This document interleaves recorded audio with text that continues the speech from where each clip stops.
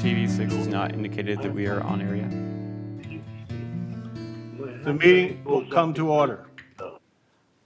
This is the regular meeting of the United Laguna Woods Mutual Board of Directors, a California nonprofit mutual benefit corporation. This is Tuesday, November the 9th, 2021, 9:30 a.m. And it's a hybrid meeting, boardroom and virtual. The meeting is called to order, and we have four here. And who we have online? Online, we have Director Arnoldy, All right, so Director we have a quorum. Asghari, Thank and you. Director Toring, and Director Stein. Okay, I don't know the media. Is there media here? I don't see anybody, okay. It's on. Approval of the agenda. I hope all the directors in the virtual one on Zoom. What? Oh, I'm sorry. Pledge allegiance to the flag. I don't believe Cash is here, is he? So I'm going to ask Maggie Blackwell, Director Blackwell, to pledge allegiance. Thank you. Allegiance to the flag of the United States of America and to the republic for which it stands, one nation, under God, indivisible, with liberty and justice for all. Thank you. And the approval of the agenda. I hope everybody is looking at an agenda. And I can't see the virtual people. Do we have a motion to approve the agenda? I move to approve the agenda. We have a motion by, Second that. and a second by Director Armendariz. The agenda is approved.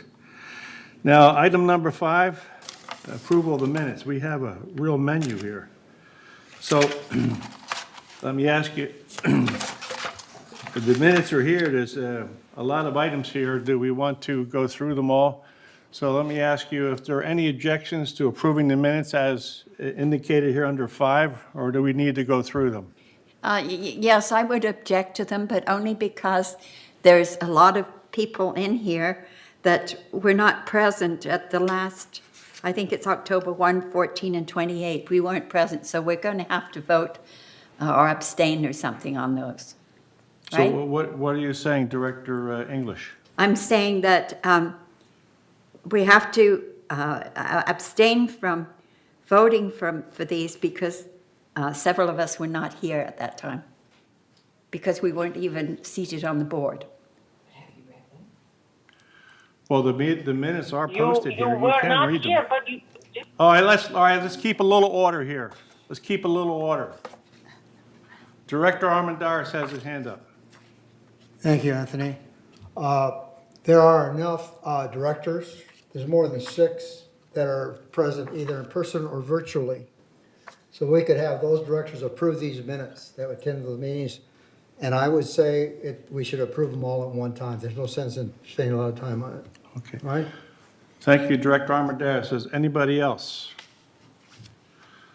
So Director Armendariz is correct. We have a quorum, and the quorum can accept and approve these minutes. So do I have a motion to approve the minutes? I so move that we approve these minutes. Director Armendariz has motion to approve the minutes as stated. And I second that. And we have a second. Those minutes are approved. Thank you. Report of the chair. Well, we met this week, Director Armendariz and I met with this Vice President and President's group, and it seems to what we're really concerned about, and we should be concerned about, is the price of insurance and this trash thing. And so I hope that Jeff and Siobhan could give us some information, because they did meet with the city about this trash thing, because this trash and insurance could eat us alive. And so that's something we as a board, and our fiduciary responsibility to the 6,000 people plus that we have here, we have to address this and come up with an answer for the people. Okay, I have nothing else on that. Open forum. And you can see, if you have it in front of you at this time, the members only may address the board with things that are not on the agenda. So, Grant, do we have anybody? We do. The first speaker is Rhoda Littner, 13C, 22013C, sorry. Okay. I don't see her on here. I'm here. Oh, I'm sorry. There she is. I'm That's here, the but lady I- that walks down El Toro all the way to CVS. She's an amazing person. Go ahead. I did not ask to speak at the forum, though. I asked to speak on 13C. That is my apologies.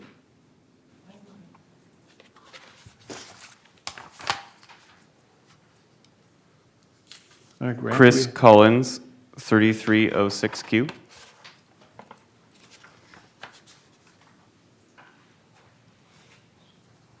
Good morning. I'm here with an update on the Foundation of Laguna Woods that does work on behalf of the residents experiencing temporary financial crisis. Our motto is neighbors helping neighbors, and here's why. Sometimes the unexpected happens, and we need help, but we're unsure of where to go or where to turn. For example, would you know what to do if you experienced a financial crush and you could not afford to pay your electric bill? How about if you ran out of money in the middle of the month and only had food to last 1 week? Or if you keep falling but you're unable to afford an emergency response device? Or if your spouse was experiencing increased forgetfulness or dementia but you couldn't afford a caregiver? What if you simply needed to go to the doctor but you couldn't leave your spouse alone? How about if you were in the donut hole and your doctor prescribed an expensive medication? If you were released from the hospital and were unable to prepare for your own meals, what if you needed caregiver services but you could not afford it? If you could no longer drive and needed help with transportation, but your funds were very limited? Well, in Laguna Woods Village, these difficulties can be handled because the foundation stands ready to help residents. This financial assistance can help buy food, pay for utilities, purchase medications, arrange for caregiver services, purchase emergency response devices, and provide for transportation, among other things. The first step, of course, is always in getting help is to contact social services, which is, the phone is 949-597-4267, where the staff will verify the need and arrange assistance. During the process, resident identities are never disclosed and payment is made directly to the vendor. So if you'd like more information about specific programs, please contact the foundation at thefoundation@comline.com, or you can call us at 949-268-2246. Please also visit our website at foundationoflagunawoodsvillage.org to learn about the foundation and how it lives up to our motto of neighbors helping neighbors. Thank you. Thank you. The next speaker is Kathy Arnold, 404D. I may be a little premature. I'm just seeking an answer to a question we proposed last month, and I'm not sure if I heard someone say that they would have an answer after open forum is over. So this is in regards to trying to get a partial lawn removal for a neighbor of ours who wants to park his golf cart in front of his house. I'll read this letter again. My name is Kathy Arnold. I live at 404D Avenida Castilla. I am here today to represent Mr. Young at 411C. He loves to golf. With advancing age, it is becoming increasingly difficult to carry his clubs back and forth to his carport, which is located a fair distance from his house. He is requesting that a small area of plants just outside his front door be removed to make room for his golf cart. He would be willing to remove the plants and replace them should it ever become necessary. His manor is located in a unique location in that the other three manors of 411 flank his home. His home faces the perimeter of the cul-de-sac, placing him out of view to almost everyone. This would be an ideal setting to park his golf cart. So we submitted at that time all the paperwork, the consent for manor alteration, a letter of petition with 12 signatures from residents, a hand-drawn schematic, and a photo of the proposed golfing place. So I don't know if the board has had an opportunity to discuss this. I submitted all this paperwork at that time. So would it be advised that for us to wait a little while longer? We have provided both phone numbers and email addresses for myself and for the resident. Do you have any suggestions? Ms. How do we Arnold? get an answer? Thank you. Okay, Ms. Arnold, thank you very much. I'm going to go around to the board since I'm new here. Director Armendariz, do you have something you can add to this? Yes, we got this material this morning about responses to members' comments from the previous meeting. And Ms. Arnold here raised the same issue last time, and we have an answer for her here. So after we complete all the Thank you. remarks from the members out there, I'd be happy to go over all these that will answer her question. Okay, thank you. That sound Thank good? you, Director. Anybody else? It's not customary for us to reply to each individual first. We listen to them all first, and then we reply. That's okay. All right. That's what I Anybody else? said. Yeah. Anybody else? Okay, where are we here? The next speaker is Gene Bender, 2037B. Thank you for your service serving us here in Laguna Woods. I'm a longtime resident of Laguna Woods, and I'm very upset because it seems that landscaping is not doing the job they used to do. They're very sloppy. They run into the lights. They run into the sprinklers. They leave piles and piles of clippings under the trees and around, and they don't pick it up on the lawn, and the lawn dies. They also blow into the storm drains, which a very nice man who takes care of the sprinklers cleaned it out for me one time, because one time it backed up. I don't know what to do, you know. I stop them. Some of them are very nice, and I say, please don't blow into the flower beds and don't blow into the storm drains. Some of them are very nice. They pay attention to me, but others just walk away. We used to have a gentleman, a supervisor, that used to walk around and check everything, but he's been gone for many years. His name was Nico, and he would never allow them to leave a mess like that. I don't know. Our service every month goes up what we pay, but it seems that they're doing less. I mean, they run over the lights, they run over the sprinklers, they back into things, they break bricks. I mean, somebody should take a look at all this.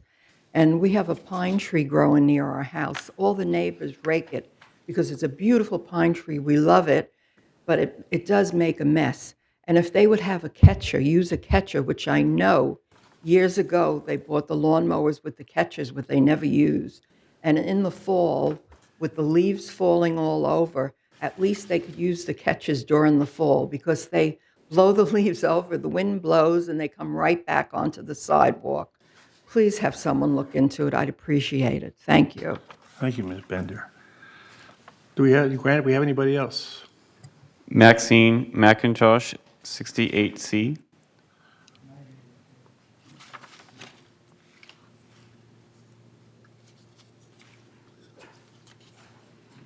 Good morning. I got in after you approved the agenda, and I looked at what you approved today. I'm so proud of our board, all the members here and all the members at home doing the meeting virtually. Look at everything you approved, that you have accomplished, that you've caught up on. My goodness, all those budget meetings and so forth. I remember how much work they are. And I just applaud you and thank you very much for sticking with it and getting it through. Bless your hearts, all of you. I was watching other board meetings recently, and I noticed that in third, at their last meeting, this relates to us, they had 71 letters from residents complaining about some misinformation they had and suggesting that their board have GRF train their new directors. And I thought, here we go again. People lose track of to which board owes allegiance or oversight to which board. And this happens a lot here. When I was on the United Board, we had a very artistic member who made a chart all in color, and it was very attractive, showing the different housing mutuals, the summation of their responsibility, and then Golden Rain was in little colored circles around the edge, and they intended that to show that Golden Rain served all these people. But I think, unfortunately, it made it look like Golden Rain was a super board. And Golden Rain is not a super board. And I was hoping there was some way from time to time you could work this into your agenda or your programs. Remembering that I think we have about 18% of our community turns over every 5 years. And those 5 years go back quickly. Maybe there's some way something can be developed and handed to new people that shows that the corporate members practice oversight over GRF, not the reverse. The corporate members, the board members of the housing mutuals, and you're half of it. You're half of the corporate membership. And I don't think enough people realize this or appreciate it. And that the housing mutuals must always be aware of what GRF is planning to do and planning to spend, and must interfere when they think it's bad for the community, and must applaud it when they think it's good. And people are getting the wrong idea. And a neighbor came over and knocked on my door and said that she talked with 2 real estate agents who thought that was the case. GRF was in charge, and everybody else fell in place below it. So whatever you can do, I thank you very much. Have a happy Thanksgiving. Thank you, Maxine. Anybody else, Grant? Mary Stone, 356C.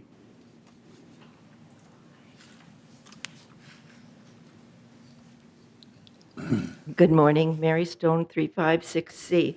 Yes, I'm looking at the notice and meeting agenda, and I was seeing that you have the budget version, 1, 2, well, the 1 and 2, and these budget meetings were held before your board meetings, but the minutes of those budget meetings were not included in the following board meetings, and I'm questioning why.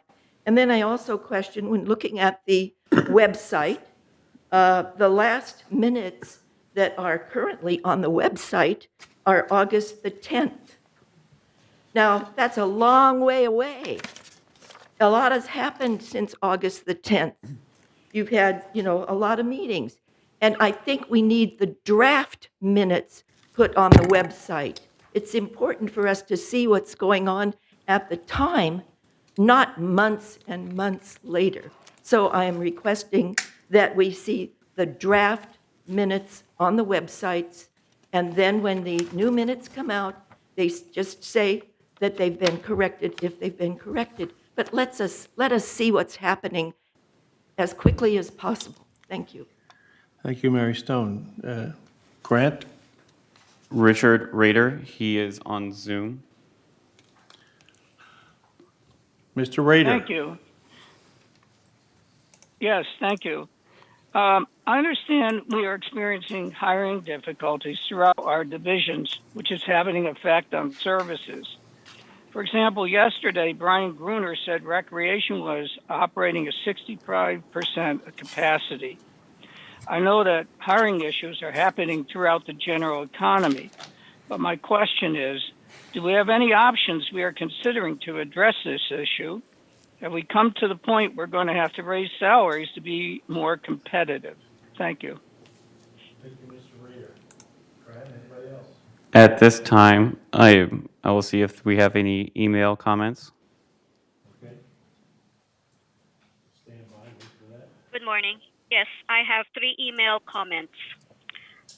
Robert and Teresa Cameron, 2063A.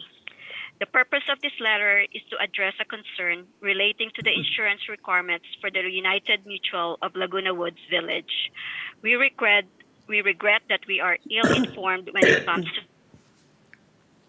to specifically our own mutual. Our manor number is 2063A, which puts us in the United Mutual Cooperative. We were recently informed by an outside lending institution that we are unable to secure a loan against our property, even though it is paid in full, due to the grossly uninsured nature of the United Mutual. Accordingly to this particular lender, UCB, the United Mutual has been dropped by the federal backing institutions such as Fannie Mae, etc., because our insurance is not adequate to cover a substantial loss. We're not sure if this inadequacy extends to the other mutuals here at the village, but since that we are in the dire straits with our ability to leverage our property and may be near to the substantial decrease in our property values because of this, our hopes are that Mutual and its board of directors are prudent enough to acknowledge this problem and deal with it effectively. We could probably expect substantial increases in our monthly dues, but that should be expected given the board of directors' history of poor managerial performance. This tops the list of concerns and complaints that we have while living here in the village. We hope that the recipient of this letter can address these issues or at the very least provide us with a return letter indicating that all should be well or that the village is moving towards that direction. We wish to resume our leisure and work lives trusting in the ability of the people that have charge of the running this place. 6650. This is regarding the plumbing repair, unauthorized removal of the cabinet-based shelf under kitchen sink and destruction, request for a replacement of shelf and damage repairs.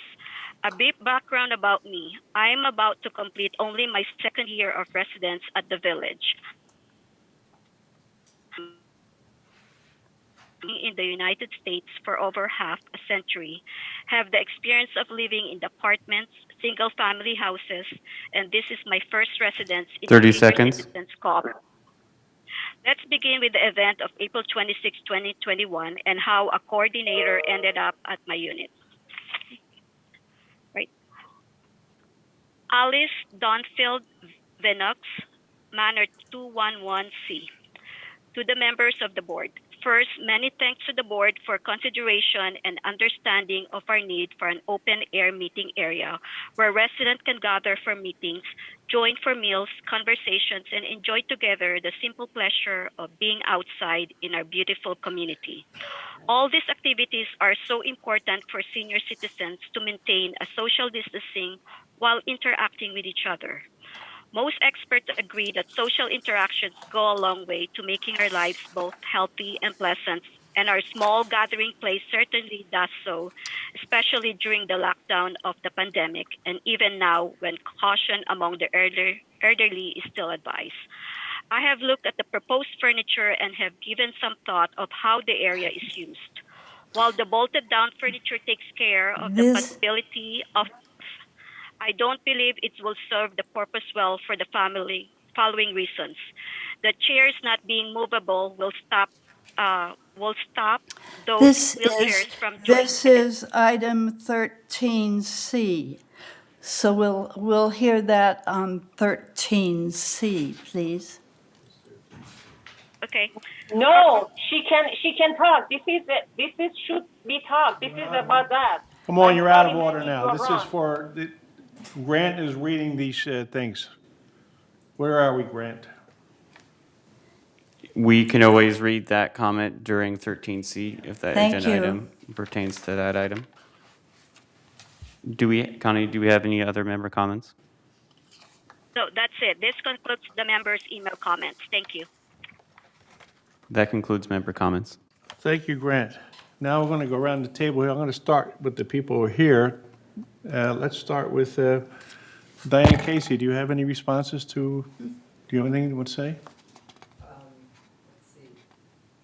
You don't have to. I'm just asking. It's all very interesting. Okay. Director Armendariz. Yes, Tony, I think we should start with item 8A, which is the responses to the issues raised last meeting. And once we complete that, then we can get into trying to answer some of the remarks that were made. Well, that's what today. I meant to do, go on to 8. Okay, So and I'm I'll be gonna go willing to around the take board. item 8 if you allow me. Yeah, So go ahead. Okay. I have a list here of quite a few items that were brought up at the last meeting. And I'll try to be as brief and complete as I can be, but some of them are quite involved. The first item was one that Kathy Arnold, 404D, brought up. And she talked about trying to have the mutual put in a golf cart path because the person in that, in 411C has physical problems on getting into the unit. And so VMS took a look at it, and the application was to remove some of the common area landscaping and building a golf cart parking area on common area landscaping. And the applicant was informed at the time that this is a violation of common use policy. And so they took a look at it, but unfortunately, the application has to be denied because there's no provision for allowing something like that in common area. If you did it for that individual, then you'd be open to the request from the whole community. So it can't be allowed. So there's no further action that can be taken on that item unless the landowner wishes to appeal the staff denial. But I can say already that they're open to do that, but the result's not going to be any different.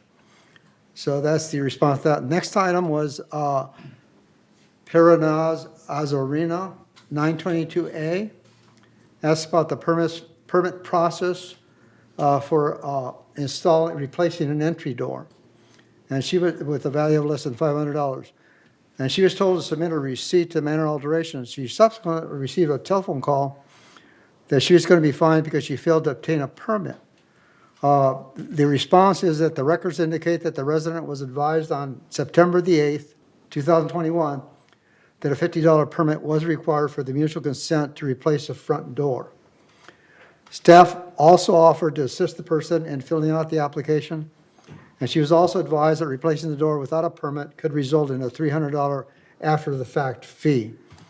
It doesn't say what's happened after that point, but I would imagine it's up to the member now to follow through on what she's been advised to do. The next item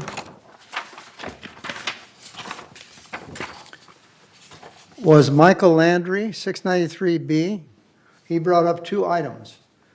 The first one was I asked the board about the policy to rescue bees instead of killing them. And the second one was to look at the installation of solar panel collectors in RV Lot A. And the response to the first one was that landscaping does not kill bees unless they are Africanized bees, which are deadly. So they try to relocate any bees they encounter in landscaping work to an open space adjacent to the mulch yard. With respect to the second item, they checked with SCE, and SCE confirmed, that's Southern California Edison, that currently there are no incentives, grants, or programs that GRF could make use of in order to reduce the cost of installing the solar power system. Also, the topography of Lot A and its parking layout reduces the available space for solar carports to a small percentage of the overall parking lot. Also, the outside rows of the lot do not provide sufficient clear space for a typical carport installation, and the middle row is quite small to capitalize on good economy and scale benefits. So it was determined that it was not economically feasible to move forward on this request. And the other thing I want to add is that a lot of members don't realize that we have solar panel installed already on our carports here in United. Also, Third has an installation. And we do not qualify for the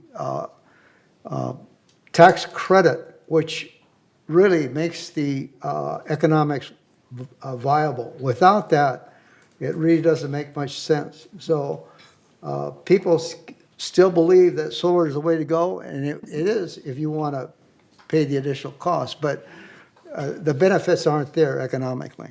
So that was a response to that question. The next item was Alice Donenfeld, 211C, discussed the space in the common areas for cul-de-sacs 51, 211, 212, 213 Avenida Mallorca. And there had been tables and chairs out there in the cemented area. And a number of people have brought this up before. It was also brought up today. And we are going to cover that item in agenda item 13C, and I think the members are going to be pleased with the results on that. The next one is Maxine McIntosh. Thank the members for voting and welcoming the new board members. Requested the condition of the benches along the Serpentine Walk be evaluated. And the response was that the need for benches along Serpentine Walk are being evaluated by Recreation and Special Events Department, and some action will be determined on that in the future. Next item was Ellen Deanna, 24A, red letter from Mark Greenman, who was a candidate for United Board, to Jeff Parker, CEO, alleging an illegal and fraudulent election. Jeff Parker responded that there was nothing illegal about the election, that the candidates that had made use of the members list had done it properly, and the integrity of the election has not been compromised in any way. Then the next person that spoke was Mark Greenman himself, 912N, repeated the same statements that he thought the election had been conducted fraudulently because of certain advantages that some of the candidates used that the other candidates did not have. It was stated quite clearly to him that they had the prerogative to use a mail list, they just didn't choose to do it. This issue is going to continue forward, so don't be surprised if it doesn't come up again. So that was a response to that. Legal counsel for United, as well as staff, has determined there was nothing illegal about how the election was conducted. You will also see articles in the Globe and in some of the other social media outlets about this issue. So it's not going to die right away. It's going to take some time to get it settled and cleared up.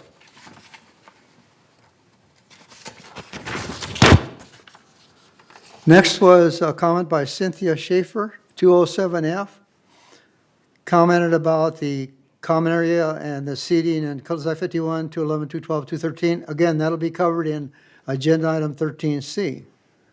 Norma Gottfried, 939A, also commented about the benches and sitting area. And then she thanked the board members for volunteering their time for their services, and recommends that landscapers receive training on how to trim shrubbery so it remains attractive. Some workers do a beautiful job, some not quite as satisfactory. The response was the need for benches along the creek is being evaluated by Recreation and the Special Events Department, and we'll hear more on that in the future.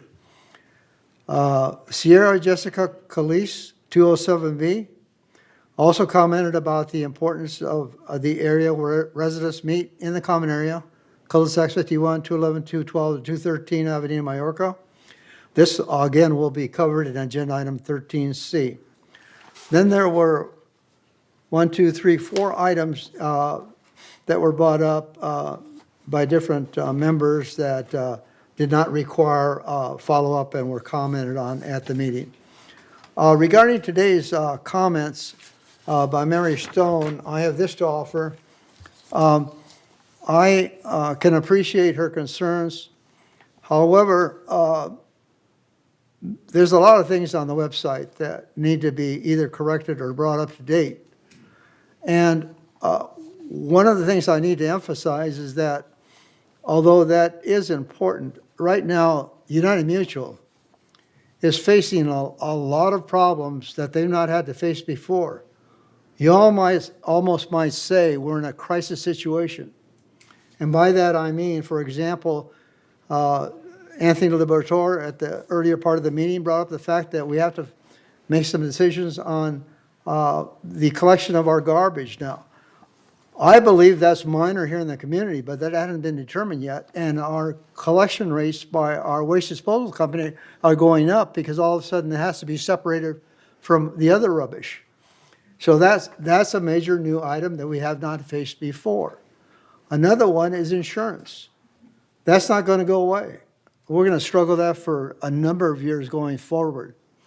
We are working hopefully as smart and as hard as we can to solve these problems, but they are new major problems that we've not had to face before. Another one is that since we are having problems getting adequate insurance to full replacement value. Point of order. What's your point? State your point of order. This is to answer He Mary is- Stone's State question. your point of order. He has finished his report. No, I haven't. Tony. He's now discussing issues that came up this morning. So are we, Can I make one more is comment? that okay? Can he do that at this time? Well, I didn't make the distinction. Let's wrap it up. Okay, one last comment then. We are not able to obtain financing for the sale of the co-ops in United Mutual, again, because of insurance. I don't know how many members know that, but they should realize that. That again is a new major problem that the mutual is facing. So we've got a lot of priorities that are far more important than updating our website, which is important. So I just want to make all the members aware of the things we're facing. Thank you. Thank you, Director Armendariz. Director Blackwell, you have something to offer? On comments on these? Yes. Let's see. The golf cart parking place cannot be granted. That is a granting of common land, and that can't happen, sadly. We did vote on that as part of our redoing of the bylaws years ago, and we made sure that it still requires by law a 2/3 vote of the entire membership, and so that just can't be done. Some other way will have to be worked out. I won't speak on the benches because that is 13C. I wanted to say that there is a difference between a record and media. A record or information of the mutual is not media. Media is the publicating issue. You can have media which is newspaper, TV, and so on. That is not a record. The search for records is what we dealt with, but that will be again addressed otherwise. Let's see.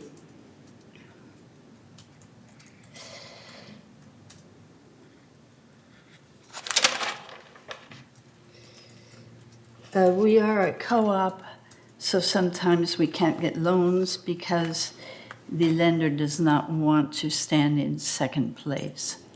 So when you are seeking a loan against the property, you as a shareholder do not own the property. So there will be a difficulty in getting a loan unless you get a personal loan which is not tied to the property. Okay, thank you. Thank you, Director Blackwell. Director Lee, do you have anything to offer to the people who've called in with their... No, not at this time. Thank you. Thank you, Director Lee. Director English. Yes, I would like to thank Manny for what he said regarding priorities. Our priorities right now must be insurance and trash. And almost anything outside of those are not priority as far as I can see. So we have to work on that. Those are the main things, and we need a lot of help on it. And all your help will be appreciated. Thank you very much. Thank you, Director English. I'm going to go on the monitor now from left to right, and the first one I see is Director Asghari. You're muted. Unmute yourself. Thank you, Mr. Chair, Mr. President. First of all, I want to say, because we have a limited time and a full agenda, is it necessary, for example, Maggie repeat what Manny already said? Is it necessary that is a person repeating things just because? Number two, you gave us opportunity to respond, and that's why we are hearing to responding. Regarding to the priority, we have different departments. Of course, insurance is the first priority, but it doesn't mean all departments in the VMS are at this moment working on the insurance. No. What she mentioned is very important. People going to website to get updated information. and that is the IT people or finance can send that information and they can put it. I don't think so. IT department right now working on the insurance. So please separate tasks. And the last things, I want to take the word of crisis that Manny said. We don't need to put that much pressure. Yes, insurance is up, but we can talk calmly and then working together and explain to the residents. Putting pressure on the by this kind of work that we are at the crisis. We are not at the crisis. We are trying to sitting here helping to solving the problem. Thank you so much. Thank you, Director Asghari. Director Ardani, do you have something to respond to here? I just want to say that because I'm talking to residents a lot, they are really concerned about the insurance. And they are really concerned about why they cannot get the loan. Thank you. Thank you, Director Ardani. Director Torn. No response. Director Bastani. Yes. Sorry. I'm trying to unmute myself. Okay. I'm responding to comments from Jing 37B. Okay. Landscape complaints like today, like yours, about blower blowing things into your property and destroy lights, sprinklers, and won't listen to residents are common complaints from all residents. However, these are the management side issue. I would like to hear from VMS how they will improve such services. Since the members pay assessment to do the job, can VMS share with the community how much expenses we spend on those destroyed lights and sprinklers, and the stats on other complaints like how many people complain about the blowers and not listen to the residents? They pay the assessment and they deserve the services. So I would like to hear from the VMS and let us know what kind of improvement they are going to make to the residents. Thank you very much. Thank you, Director Torn. Director Bastani. Hi. On this issue of residents, I received a letter today, not today, this week, that the sellers of United has to put $10,000 to expedite the process. I don't think this is fair. It was written by Jeff Barker to all the agents. I've informed Pamela Vashline on this, and he's taking an action on it.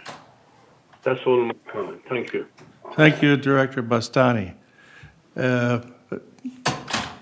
Diane Casey, I'm sorry. Director Casey. Yes, I didn't say anything in the beginning, but I did want to comment on the insurance. Now, this insurance issue came up because of a change in the way the value of our community, and the fact that if we had a disaster that would wipe out our whole community, they're requiring that we have 100% coverage to cover that kind of catastrophe. Now that we can't afford. We can't afford that. So we're trying to fight, get in a lobby to fight behind us to get the federal government to allow that, which had been allowed before. So we are working on this issue. Thank you. Thank you, Director Casey. Now let's move on to, if no other comments, we're done with that. We're going to move into update from VMS, and that will be Director Skillman. Director Skillman, you have the floor.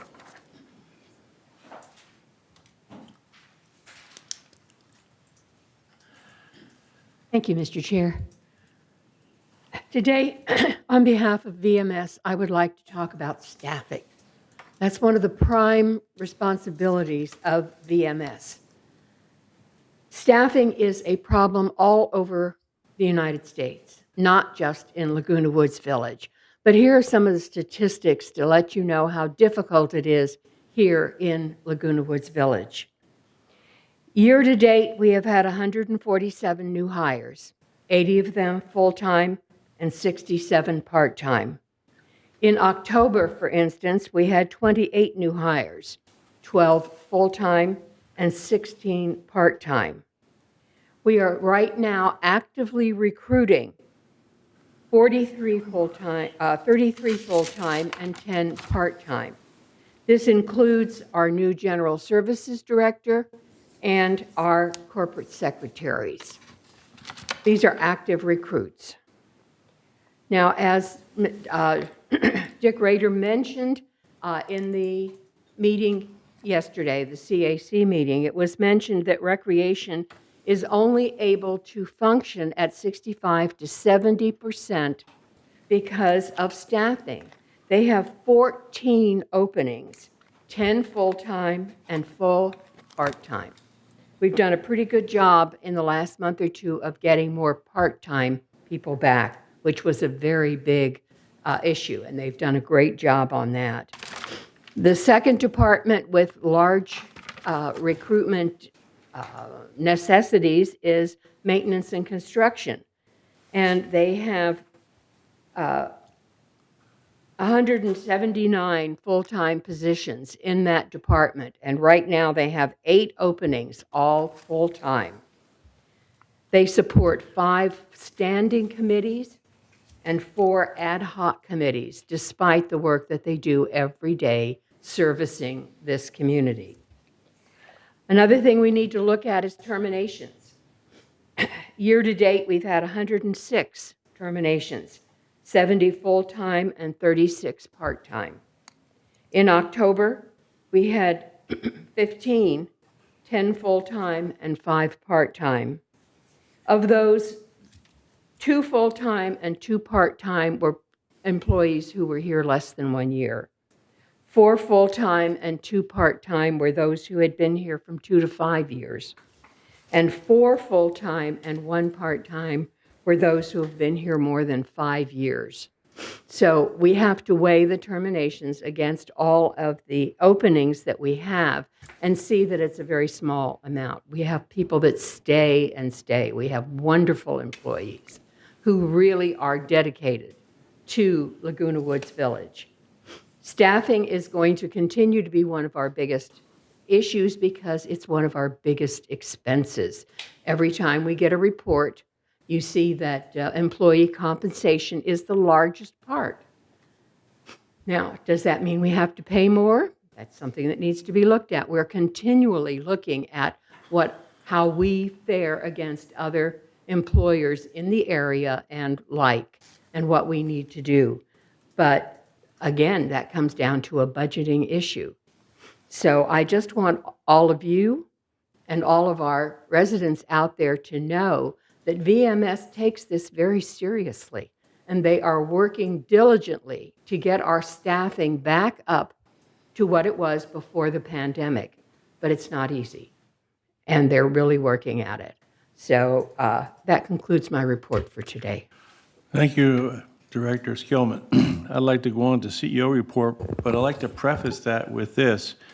We were dealing with pay scale because I came from the East Coast to the West Coast because of money and opportunity.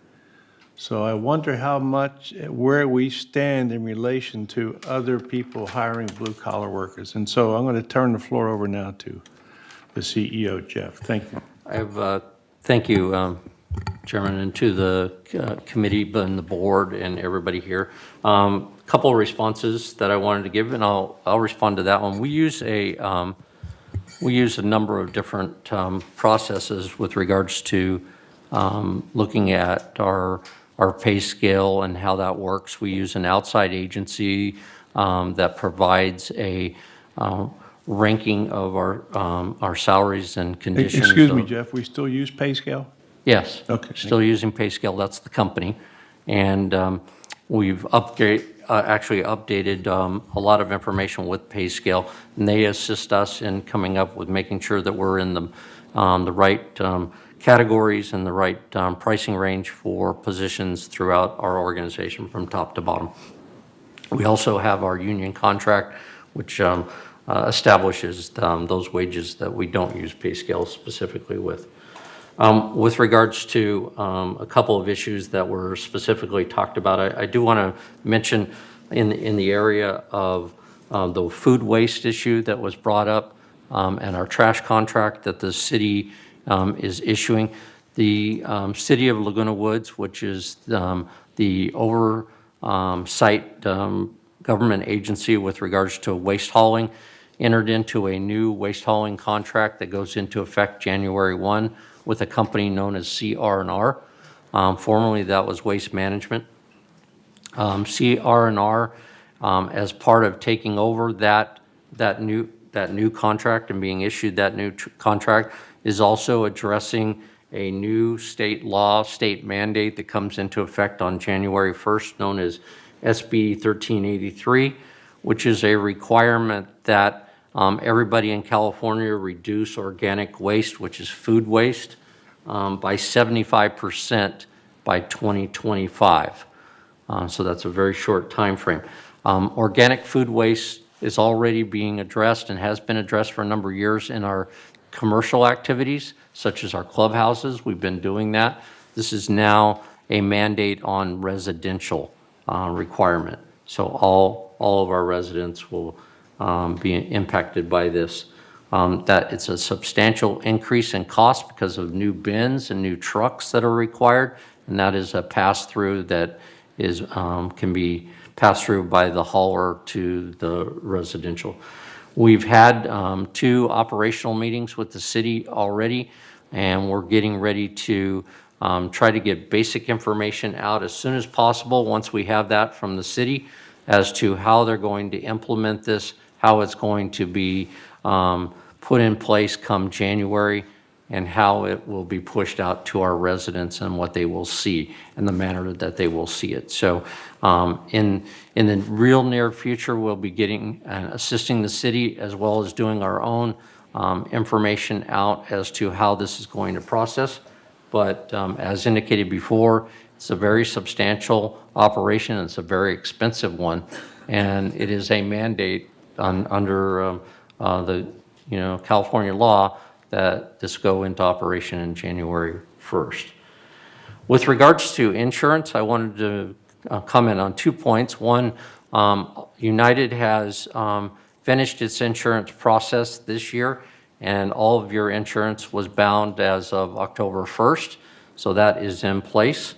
And the next step is to address the issue of the level of insurance and how that needs to be addressed, specifically in the area of property insurance. It was stated by one of the comments of the residents and also stated here, and for those that don't know, that NCB, which is formerly the one bank that was issuing loans in United, and these loans are personal loans. They're not secured by property, as you know, because you don't have mortgages here.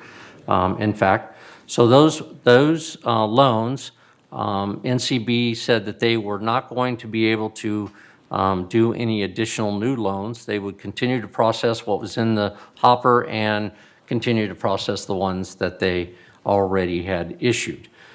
Those loans typically, in most cases, were further purchased by Fannie Mae after NCB had issued those loans. So in fact, NCB doesn't own the loans anymore. Fannie Mae owns the loan.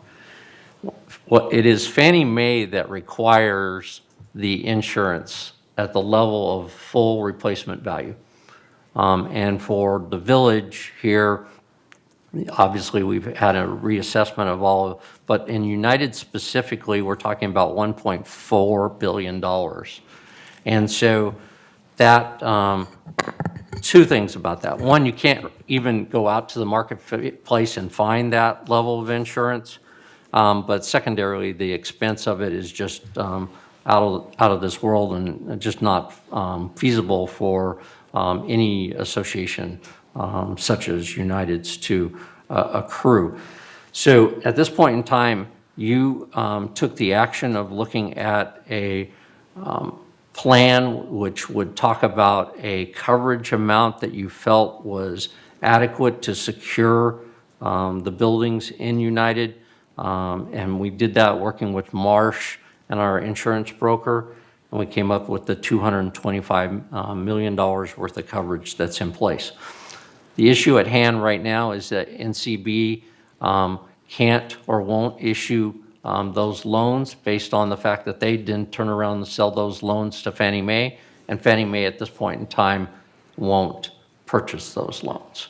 So NCB is continuing their conversation with Fannie Mae.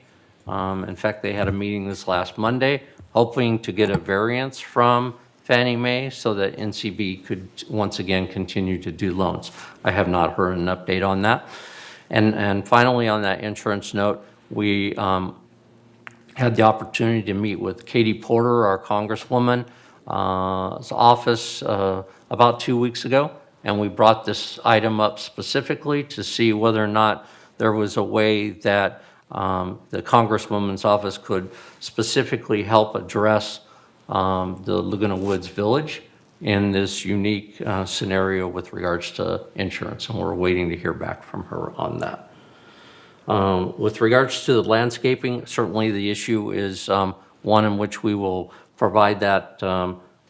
Ms. Bender's, we got her address, and we'll move that over to landscape and let Kurt look at that and get a response to Ms. Bender on the landscape issue. And then last but not least, with regards to, again, on the trash, I just wanted waste management. We're continuing to work on that. As soon as we get more information from the city, we will get that information out as soon as possible on how this is going to get put into place for the community. Now I'll turn it over to Siobhan. I know she has a couple of things. Thank you, Jeff. Honorable President, members of the board. This morning, I'm pleased to share with you the Recognition of Excellence Awards. These awards recognize outstanding employees who demonstrate excellent customer service, have achieved great results on a project, and have gone above and beyond their regular job duties. This morning, we are recognizing employees in recreation and special events, social services, maintenance and construction, and security. So please watch the video before you. The Recognition of Excellence Awards are offered twice a year in spring and fall for outstanding employees who demonstrated excellent customer service, achieved great results on projects, and went beyond their regular job duties. Usually the program is held in the boardroom on the first floor. However, due to COVID concerns, we offer this special video presentation. Joseph Manfredi, Recreation Leader, nominated by Laura Cooley. Joe Manfredi has worked in recreation for over 40 years, showing himself to be a reliable and essential asset to our team. During the COVID shutdown, Joe assisted the Security Services Department and worked as a gate ambassador at gate number 3.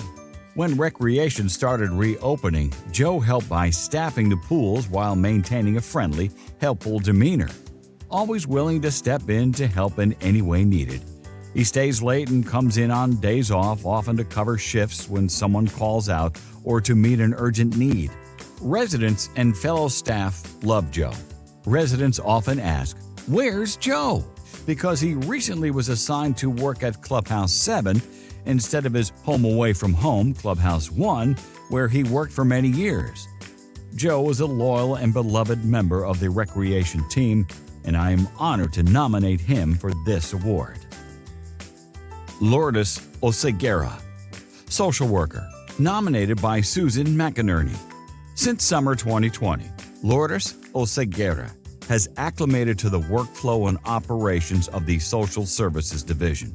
A fantastic social worker, she demonstrates excellent resident-focused service and provides empathetic and patient assistance to residents on a daily basis.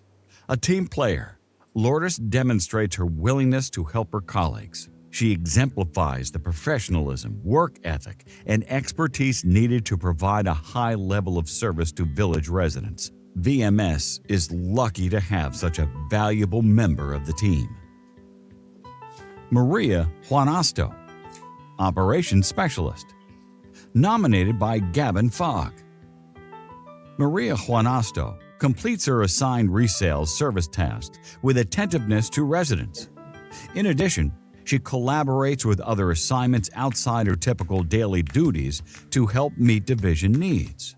She contributes to the team's spirit by providing solutions to buyer and seller issues, often going above and beyond her typical duties. Michael Arnoldy, Gate Ambassador, nominated by Jay Allen. Several residents have commented on Michael Arnoldy's excellent customer service at Gate 4, which handles many of the gate clearance calls and drives the gate clearance system. His quick, efficient, and accurate entries simplify the process for all other gate ambassadors in their respective gatehouses.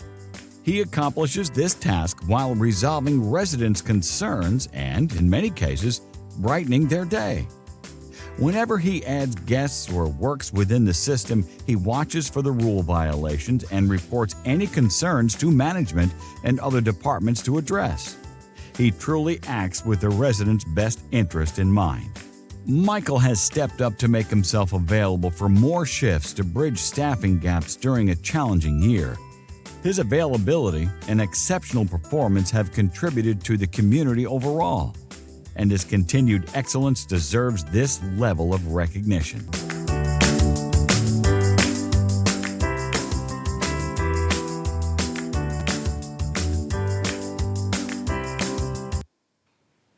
Thank you, and that concludes my presentation. Thank you, Siobhan. I'd like to just ask Jeff there, I know you said our union, but I'd like to know what pay scale ranks our union compensation at. Are we high, low, in between? You don't have to answer that now, but I'm used to being all over that labor stuff. I think we have a benign contract, but I don't know where we stand with the LA Labor Council, if we're high, low, in between. Thank you. Could I ask a question also? May I? Go ahead, Pat. Okay. Jeff, we belong to the Community Association Institute, as you know, and they have a lot of lobbying up in Sacramento. It seems to me that there must be other homeowners associations facing similar issues as far as insurance is concerned. And I'm surprised that we don't have the people up there lobbying them to get the laws changed, because it's very unreasonable. Thank you. Thank you, Director English. Let's go around here. Any other directors here? Yeah, I want to see here first. Anybody here? Pearl Lee, Director Lee. Well, compared to all this trash and the insurance problems, my question might sound very elementary. But being new, one thing that I'd like to see for us to do a little bit better job is to respond to the request of the residents within, say, like 30 days. Because, you know, there's no reason for one person to come with the same issue twice. If we Director Lee, are you referring to Jeff? Yeah, CEO? no, Okay. no. For example, the gentleman with the golf cart, it was presented a month ago, and the reason they came again was because they haven't heard anything from here. And on the contrary to a lot of residents' belief, I do know that the VMS and the mutual directors are working very diligently and looking into these problems and try to come up with a response. But perhaps we haven't been communicating with them, that let them know that we're working on it, we don't have the answer. There's no reason for them to come twice and present the same problem. At the end, it's not allowed, you know. And I think they can understand that some requests are not being granted because of different reasons. But at least we can make an effort to let them know that we have looked into it and within the time limit. And I think it might help us a little bit to communicate with the residents. Thank you, Director Lee. I think we'd like to Siobhan. use this opportunity Siobhan. for directors to, go ahead, Siobhan, I would like to directors to director comments to the CEO or Siobhan. That's what this is for. Thank you. Go ahead. I would like to respond to Director Lee. The process the United Board has set up is that if comments are received at a meeting, we provide a full written report to one of the board members to deliver at the following meeting. Staff did contact Ms. Arnold during this time period.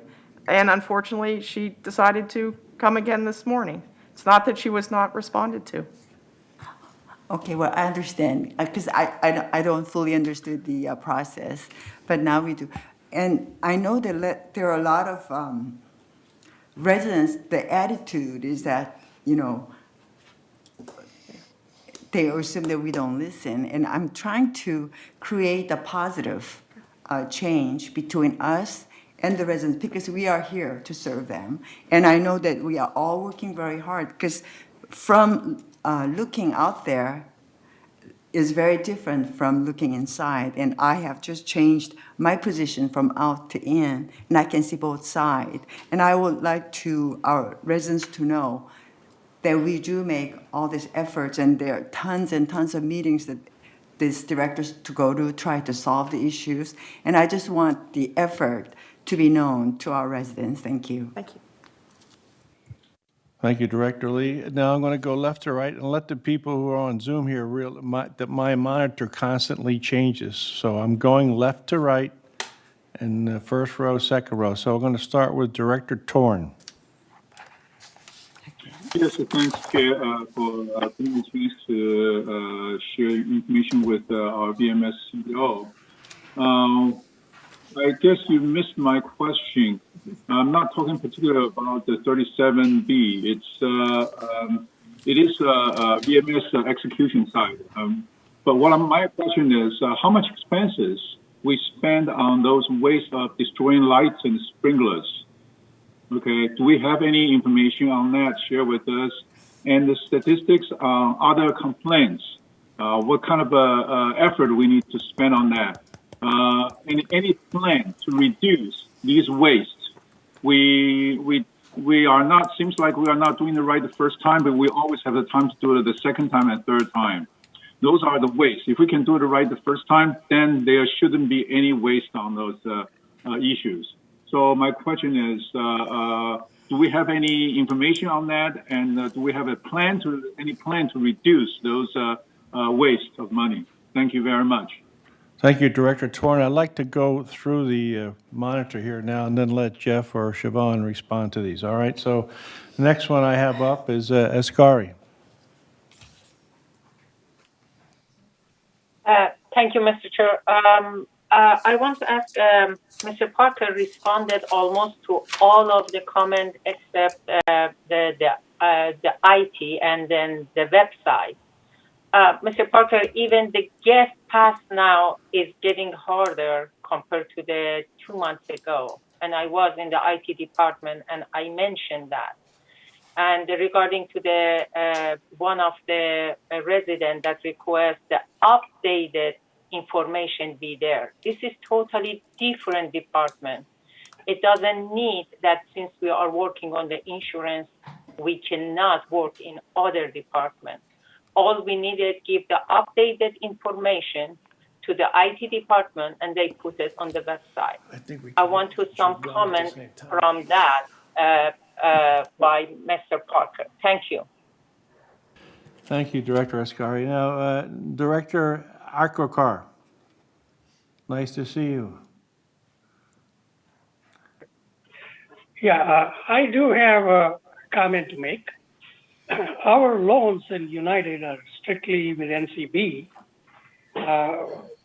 Why can't we open the field to other companies? And I know one company who is interested in working with us on our terms similar to what we have with NCB. Is there a possibility we can approach them again? I'm talking about a couple of years ago that they were doing it. If we approach them again, and if they're willing, can we make them come aboard and make loans for United on the terms identical to the ones we have with NCB? Thank you. Thank you, Director Akrokar. Director Bastani.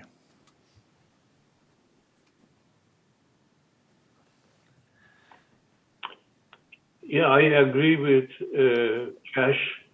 We should open this issue of loan to others as well. So maybe we can change some of our requirements so others can come in, because this is a major issue with buyers. Thank you. Thank you, Director Bastani. Director Ardani. Do you have anything for Jeff? No or shall I? comments. Thank you. Thank you. No, thank you.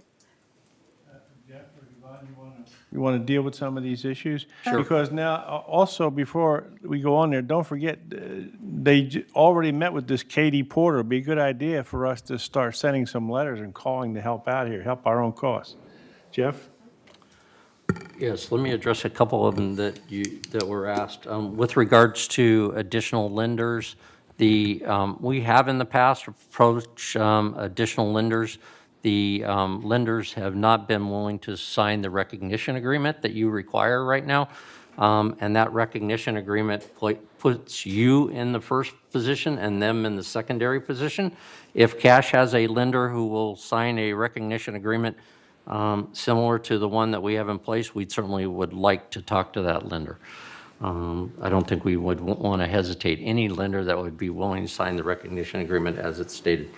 As far as changing that, that would be something that would go back to your policy decision. Updating information on the web. We continually to provide updated information on the web.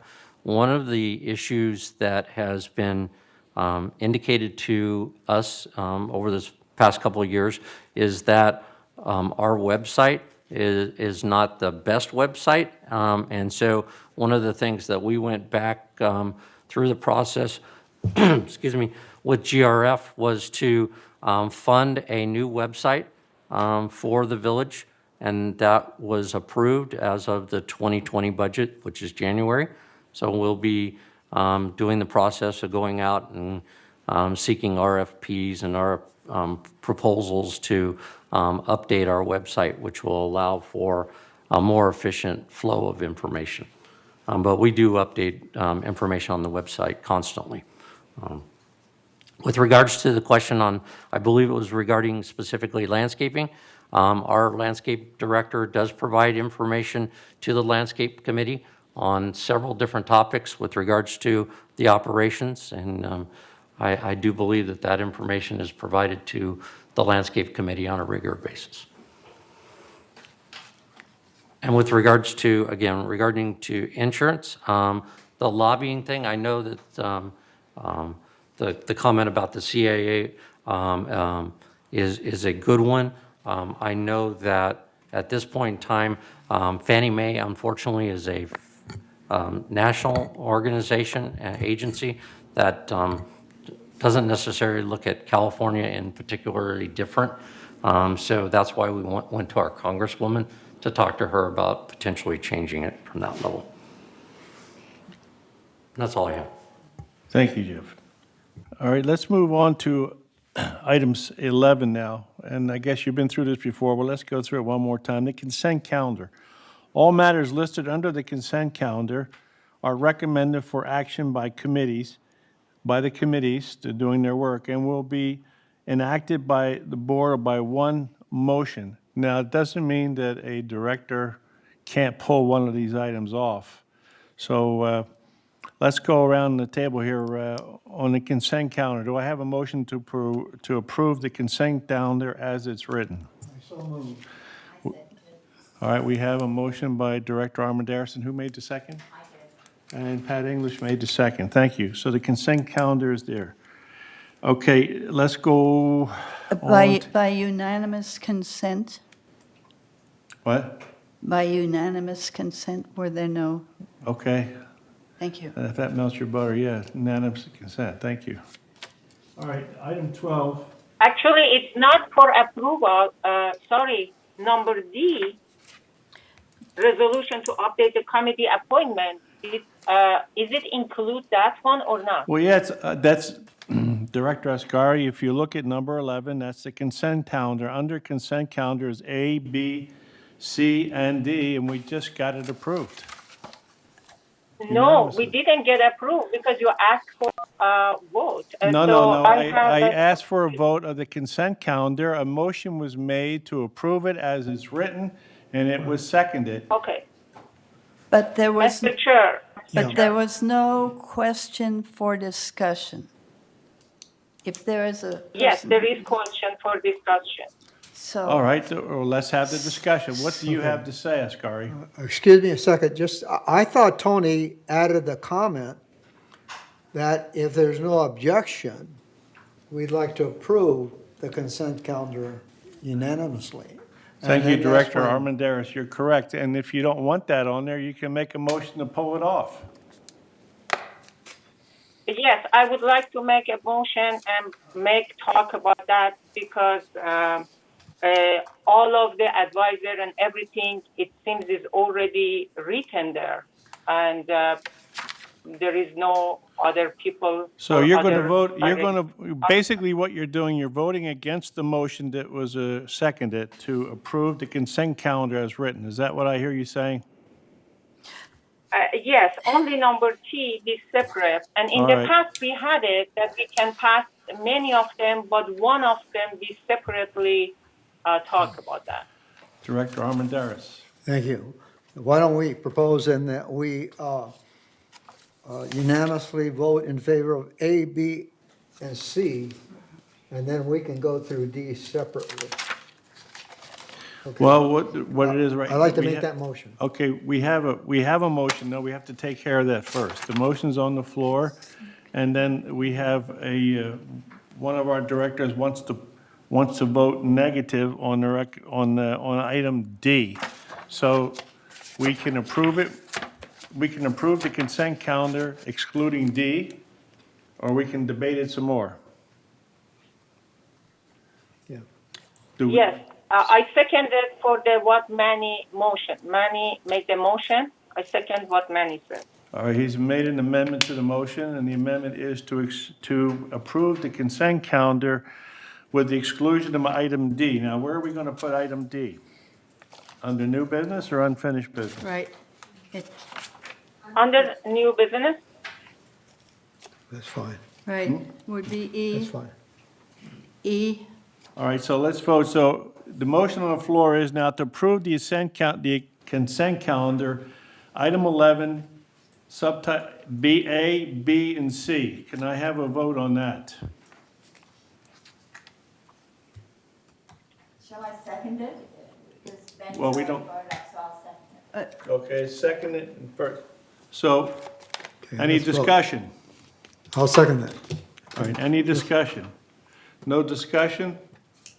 I don't see any negative hands, so the consent calendar is approved as edited. We dropped off D, 11D, and we're going to put that under, I believe you said unfinished business? 13E.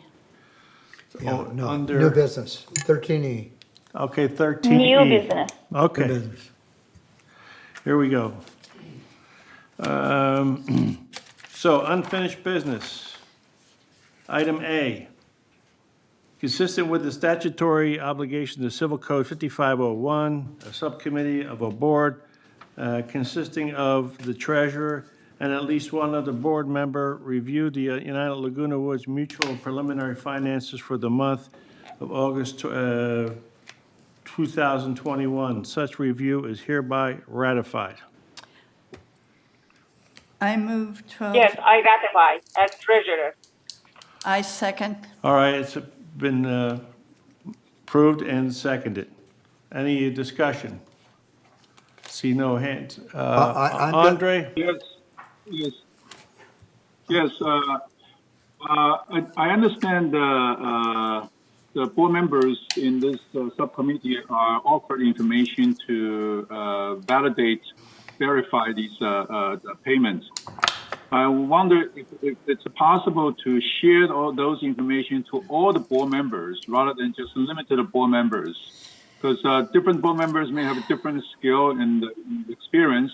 They may be able to also contribute to this process. We are not limited to, it says at least 2 board members. So we are not limited to distribute only to the 2 board members. Can we share the information, distribute it to all the board members, so we all know what's going on there? That's my question. Thank you, Director Torn. Anybody else? That's not required. I'm sorry. That's not required. Your mic is off. I can't It may hear be you. burdensome. It's quite lengthy to follow.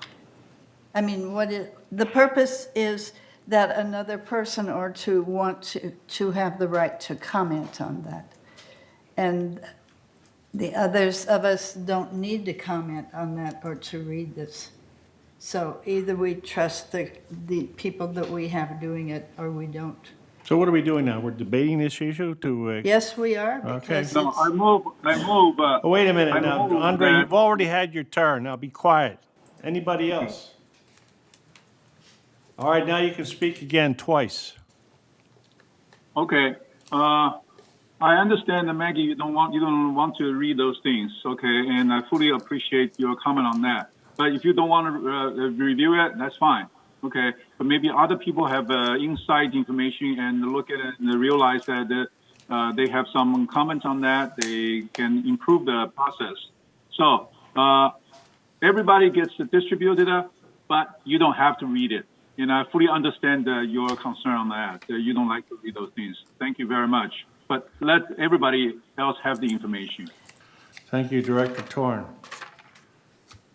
Do we hear anything from the floor about item 12A? Do we want to approve it? Debate's over. let's vote. We have a motion to approve item 12A. No, you have a Can I- motion may I to just- approve Andre made a motion Yeah. He did, I for didn't hear the it. What's his dispersal motion? of the State the motion. information. What's your motion? Motion is to supply all the payment information that we shared with these two designated board members, supply them to, distribute them to all the board members in case they want to look at it. If they have experience in that, they can also contribute. Thank All you. right, that's your motion. Mr. Chair, There Mr. is Chair, a can I second, ask is there a something? second to the motion? If there's no second, it dies. Is there a second to Andre? Mr. Chair, can I just a quick? The motion's on the floor, Andre? and if I don't get a second, it dies. Okay, it's second. I second it. All Is it right, good? the motion is You know- made by Director Torn and seconded by Ascari. Now time for discussion.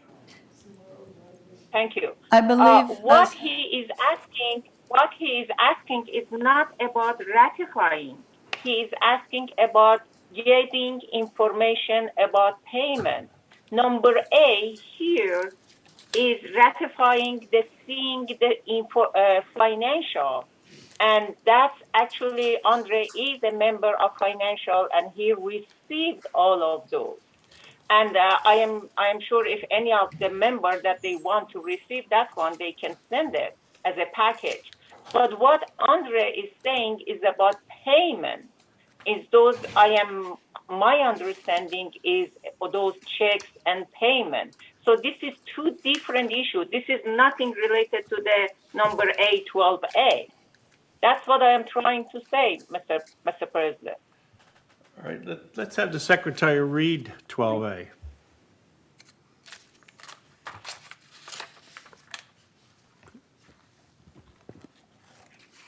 Can we read 12A? Would you like myself or the board secretary? Board secretary, do you have That's 12A? Neda. Okay. I hear you guys. Unfinished business 12A, consistent with the statutory obligation under Civil Code 5501, a subcommittee of the board consisting of the treasurer and at least one other board member reviewed the United Laguna Woods Mutual preliminary financials for the month of August 2021. Such a review is hereby ratified. Yes. So in this A, they are talking about preliminary financials. those package 250 page that come. Those already Andre have, and other member, if they want it, they can have it. What Andre asking is not related to 12A. 12A is nothing related to the payment. He wants to get information about checks and payment. Please understand this is two different issues. I agree with Azar. You know, haven't been recognized yet, Andre. Anybody else? You've already talked. Okay. Anybody else? Director Armandaris. Boy, you really confused this. If it has nothing to do with 12A, then why is it being brought up? Right. Okay, let's just skip through that now and vote on this. That's my comment. Okay, we've had 12A read. And debate, any more debate? Are we ready for the vote? On 12A as it stands. So Maggie wants to vote 12A as it stands. Do we have a second? May I speak on this issue? No, you've already spoken. I second. And it's second, okay. They are confusing comments at this point. Well, I I'm want not to clarify confusing the anything. comment. You're out of order. Now, we've had the vote, we've had it read, and then now we have a vote on it. So give it, everybody who is in favor of this 12A, signify on your monitor here for Grant. And everybody here, vote. It's not on yet. We can do it by hand. Okay. You can ask if there is any objection, Mr. President. Right, right. Is there any objection? No, we just had the debate. No. For the vote. She's Oh, saying. for the vote. Yeah, right. I vote no. I think everybody else is in favor of it. So that's what she's saying. Anybody else want to vote no besides me? And the reason I'm voting no is because we still aren't compliant with the way assessment collections are being transferred into the reserve fund, and also the settlement of amounts due from GRF. Okay, it's being held off till the end of the month, which is not correct, so I'm voting no. Thank you. All right, the voting screen's up. Vote, please. Okay, one objection, Mr. President, this is passed. Go ahead. What's your objection? We're voting now. There is no objection, except Manny, nobody has objection on this.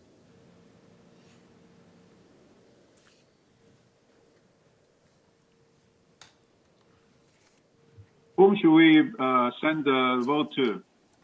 To Grant? You can just, if you would just like to say how you'd like to vote, I can input it for you.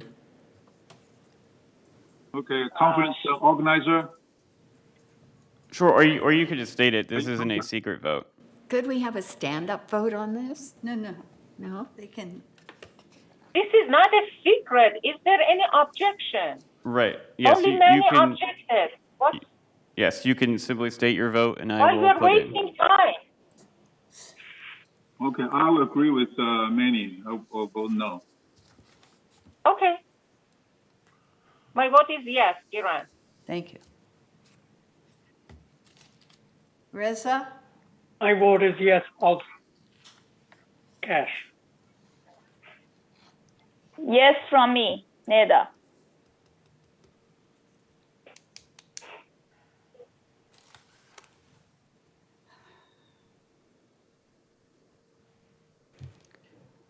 I have for Director Lee, Yes.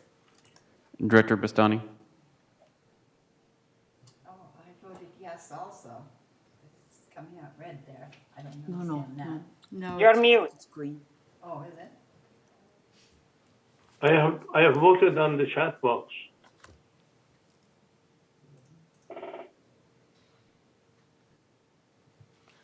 All right, I see that. Okay. So that says no objection. So I'm assuming that means he is approved. So what's the tally? 9-2. 9-2, so that resolution 12A is approved. Right. All right, let's move on to 12B. In 12B, Oh, yes. Can we have that read, Secretary?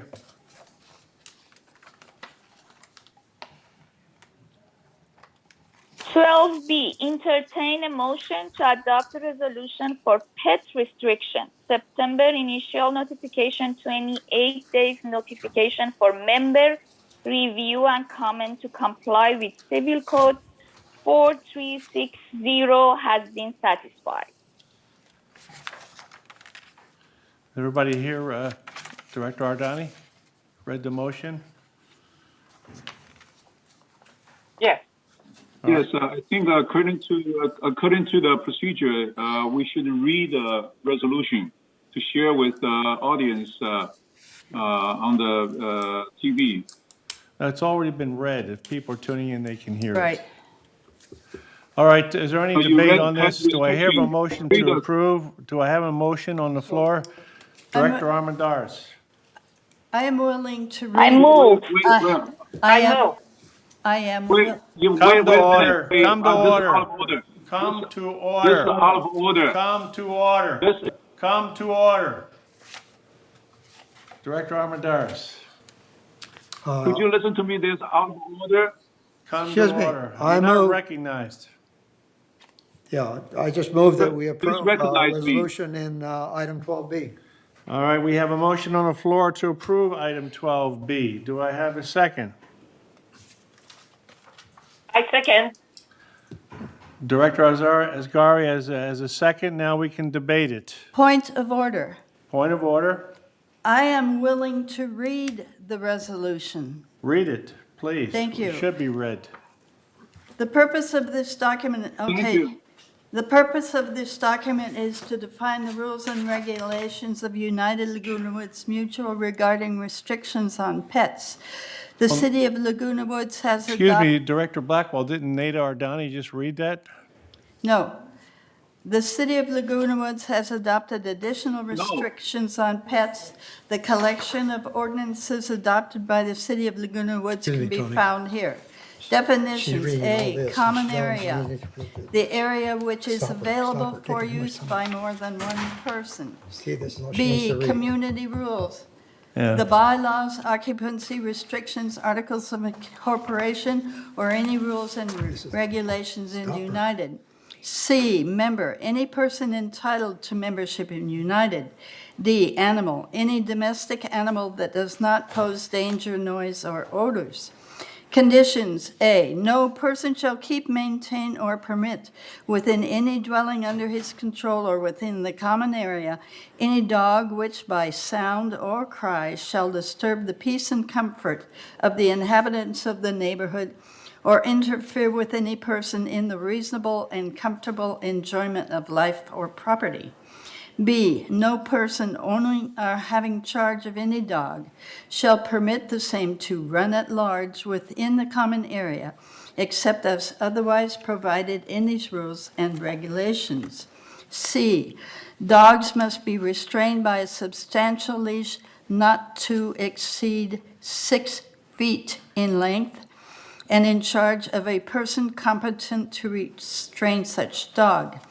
D, no person owning or having charge of any animal shall permit the same to enter or remain in the common area, contrary to the provisions of any sign posted conspicuously, provided that appropriate exception, as the case for guide dogs for blind persons, may be noted on any such sign. E, no person owning or having charge of Point any... of order. This is for 28 days.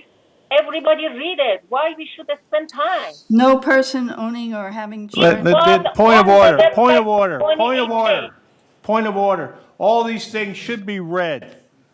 If you read Robert's rules, you don't have anything in the dark here. This should be read for people at home who don't have a copy. Proceed. Thank you, Chair. No person... Thank you, Chair. This is exactly what I was talking about, out of order. No person owning or having charge of any pet shall permit any excrements to remain in the common area. Pet waste may be or must be disposed of in trash containers. Whenever F, Whenever any animal suspected of being vicious is reported to United, the officers and agents shall report facts and circumstances thereof to Animal Control of the County of Orange for such action as they may deem appropriate according to law. G, a maximum combination of 3 cats and dogs, no more than 2 of which can be dogs, are permitted. Enforcement. United is authorized to take disciplinary action against a member found to be in violation of these rules and regulations. When a violation occurs, the board is obligated to evaluate and impose, if appropriate, member discipline as set forth in the governing documents. The board of directors has the authority to impose monetary fines, suspend member privileges, and/or bring forth legal action. The member is entirely responsible for ensuring that the rules, regulations, and policies are followed by anyone they allow into the community. This includes any co-occupant, lessee or guest, care provider, vendor, invitee, or contractor. A complaint may be registered by contacting the Security Department at 949-580-1400. Additionally, you may contact the Compliance Division.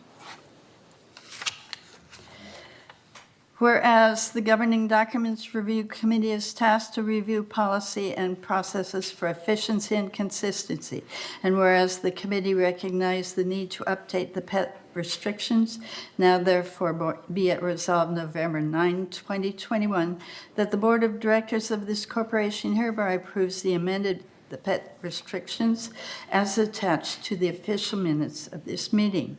Resolved further that Resolution U-7644, adopted February 24, 1976, is hereby superseded in its entirety and canceled.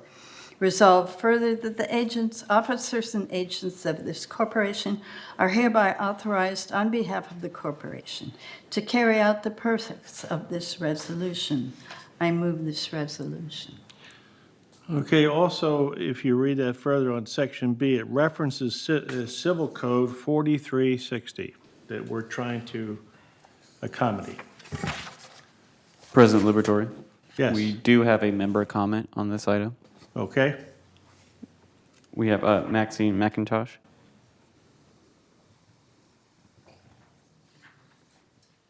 I'm grateful that this is very clear, very fair.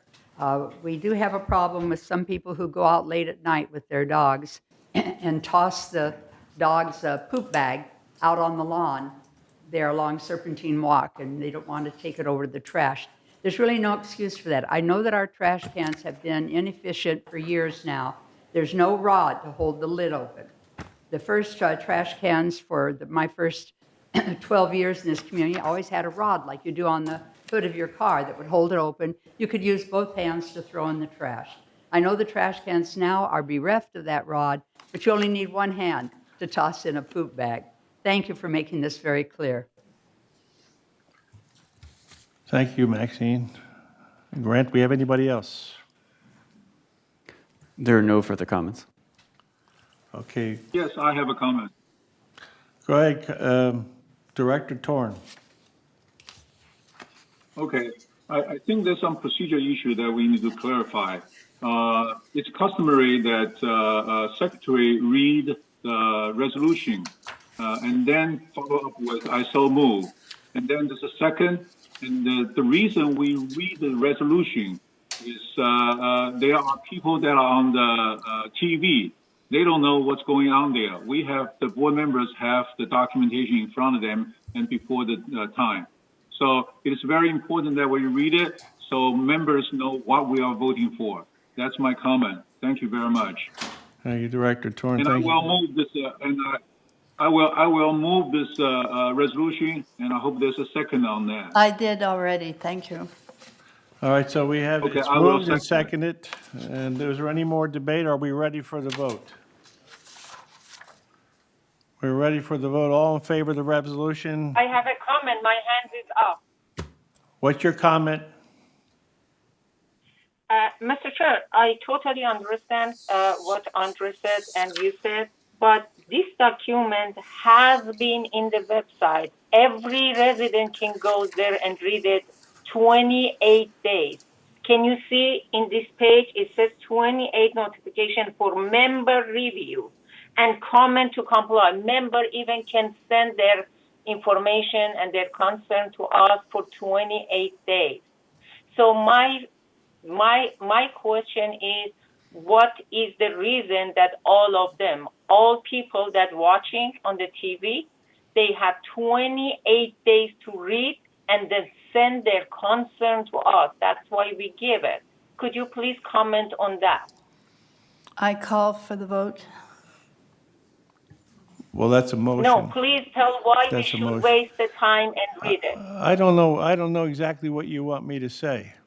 If it's a 28 days, I now wanted we're, to say when is 28 days, everybody see this one, now comes to the vote. Secretary should read very clearly what is the statement, and after that we should go to vote. Because we all receive it, residents receive it, and if they have any comment, Grant should read that comment for us. Otherwise, we should go to the vote. Well, we're Spending and reading all these is not proper. We have a lot. well, you're wrong. According to Robert's rules, everything should be read out for people at home. It should be not, you shouldn't be take anything for granted. That's what these meetings are for. No. People have it at home. No. 28 days, they have it at home. Let's vote. Doesn't matter. It's still a part of our protocol to read it. Let's, Director Blackwell. I call for the vote. All right, that's a motion. You want to end debate. Is there a second? I'll second. There's a second to end the debate. So debate is over. Now we want to vote on the resolution. All in favor of it? At the voting screen, please.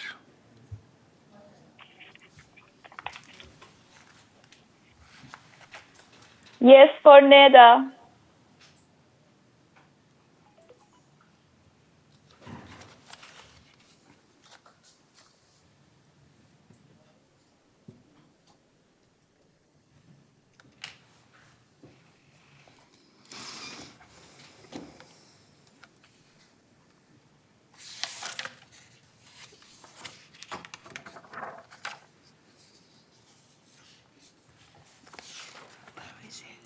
Director Bastani votes yes. Aye. Director Lee votes yes. Yes.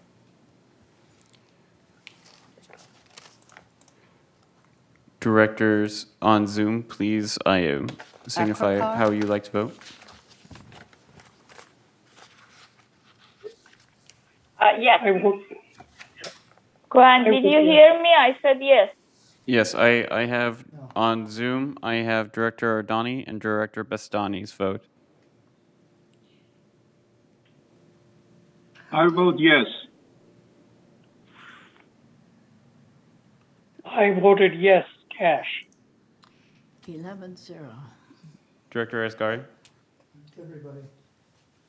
It's 11? Yes. Thank you. Okay, the resolution passes. Yep. And now let's go on to 12C. Entertain a motion to adopt a resolution for the contractor violation policy, and I'd like to have that read, please. 12C, entertain a motion to adopt a resolution for a contractor violation policy. September initial notification, 28 days notification for member review and comment to comply with Civil Code 4360 has been satisfied. I will read the resolution if you like. She just read it, did she? No, she read the last line. Okay, read it. I just trying to find it, but if you, Maggie, if you want to read it. That's okay with me. It's always the pink page. Whereas the purpose of the I know that.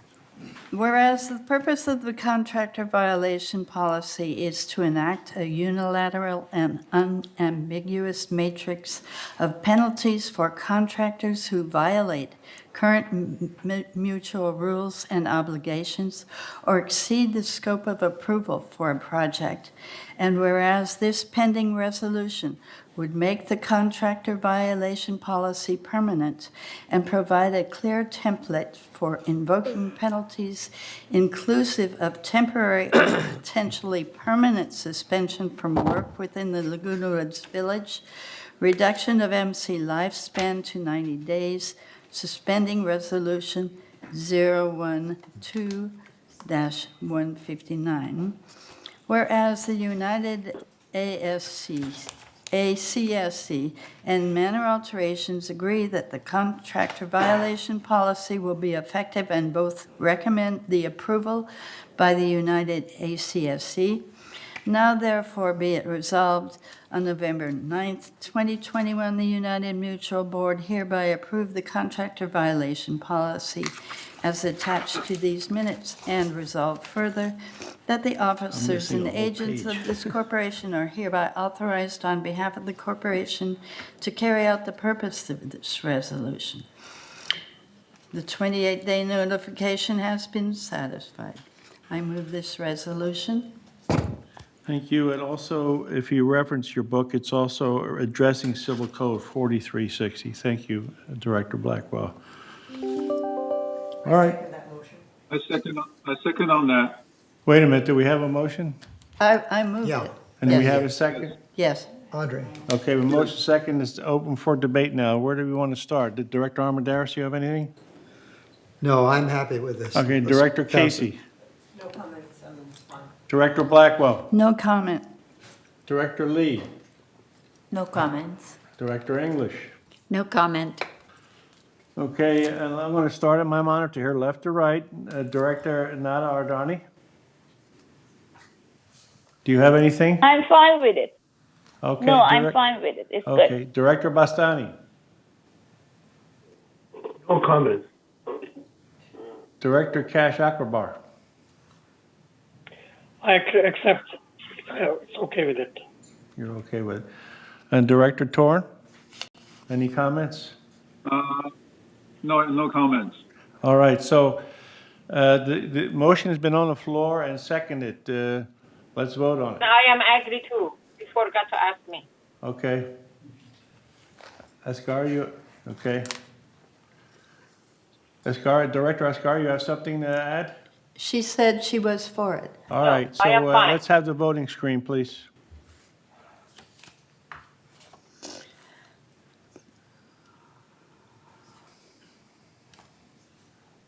Andre votes yes.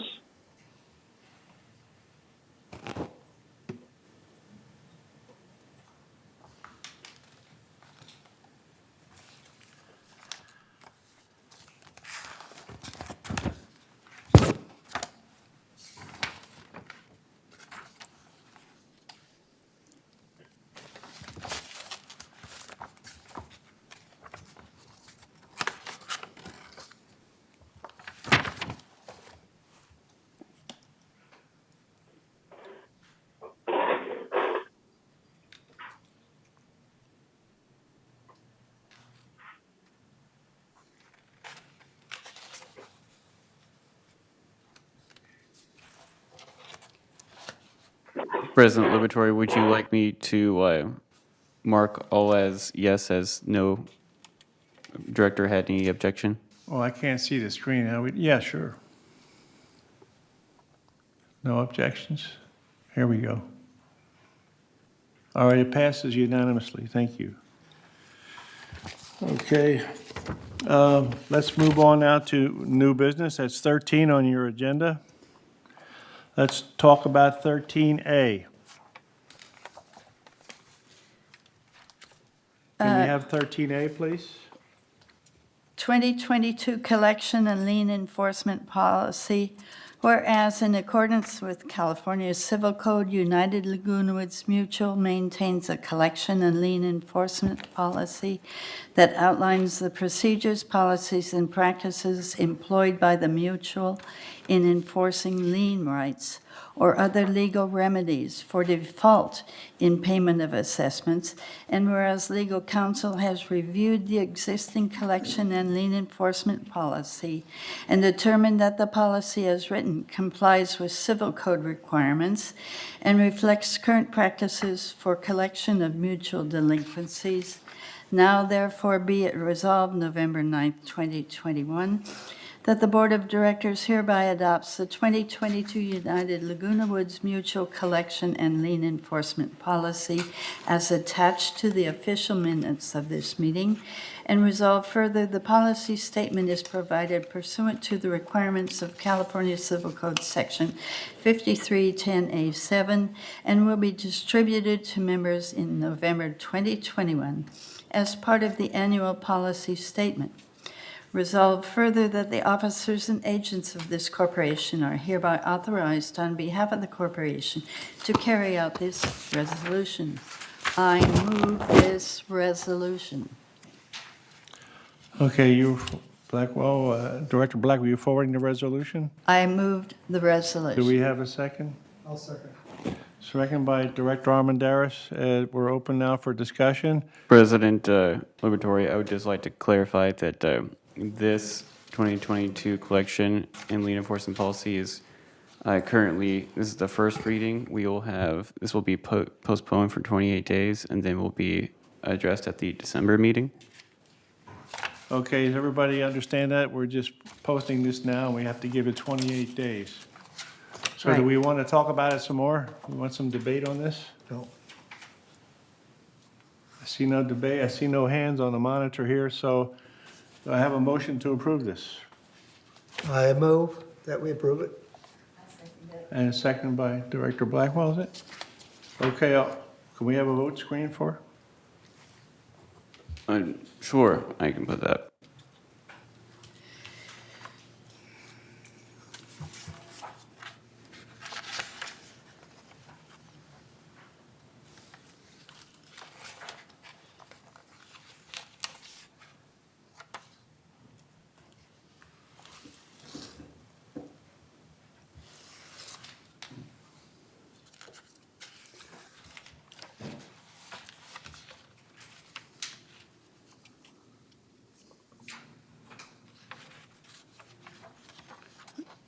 Directors via Zoom, if you please voice your vote. Yes, for me, Grant. Thank you.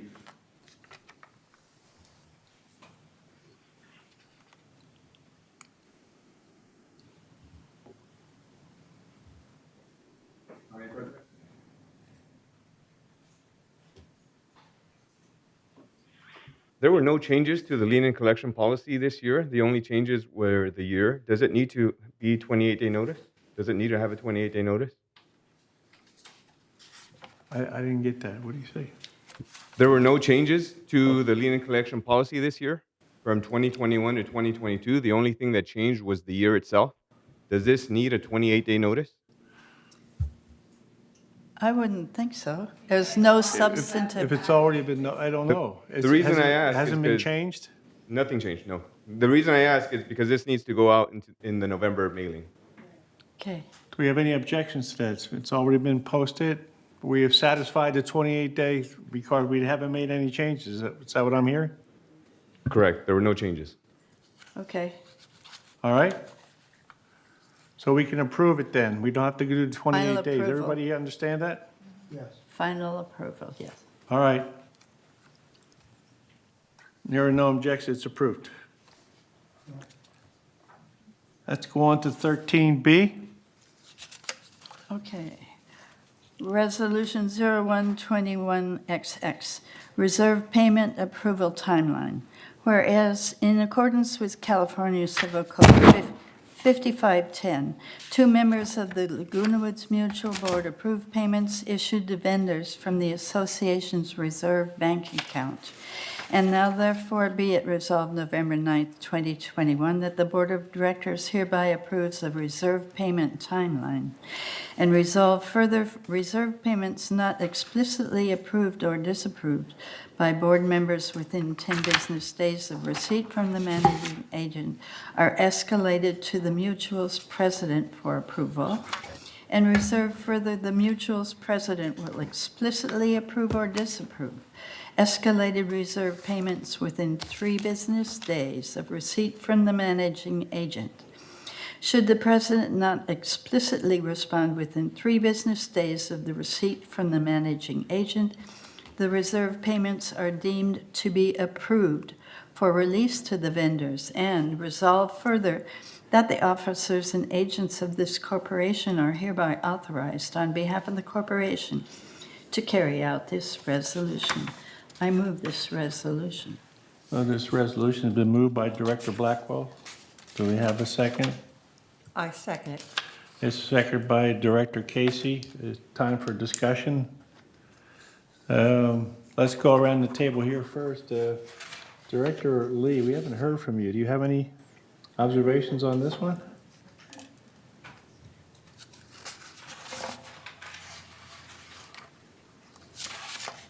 No, I have no. Thank you, Director Lee. Director English.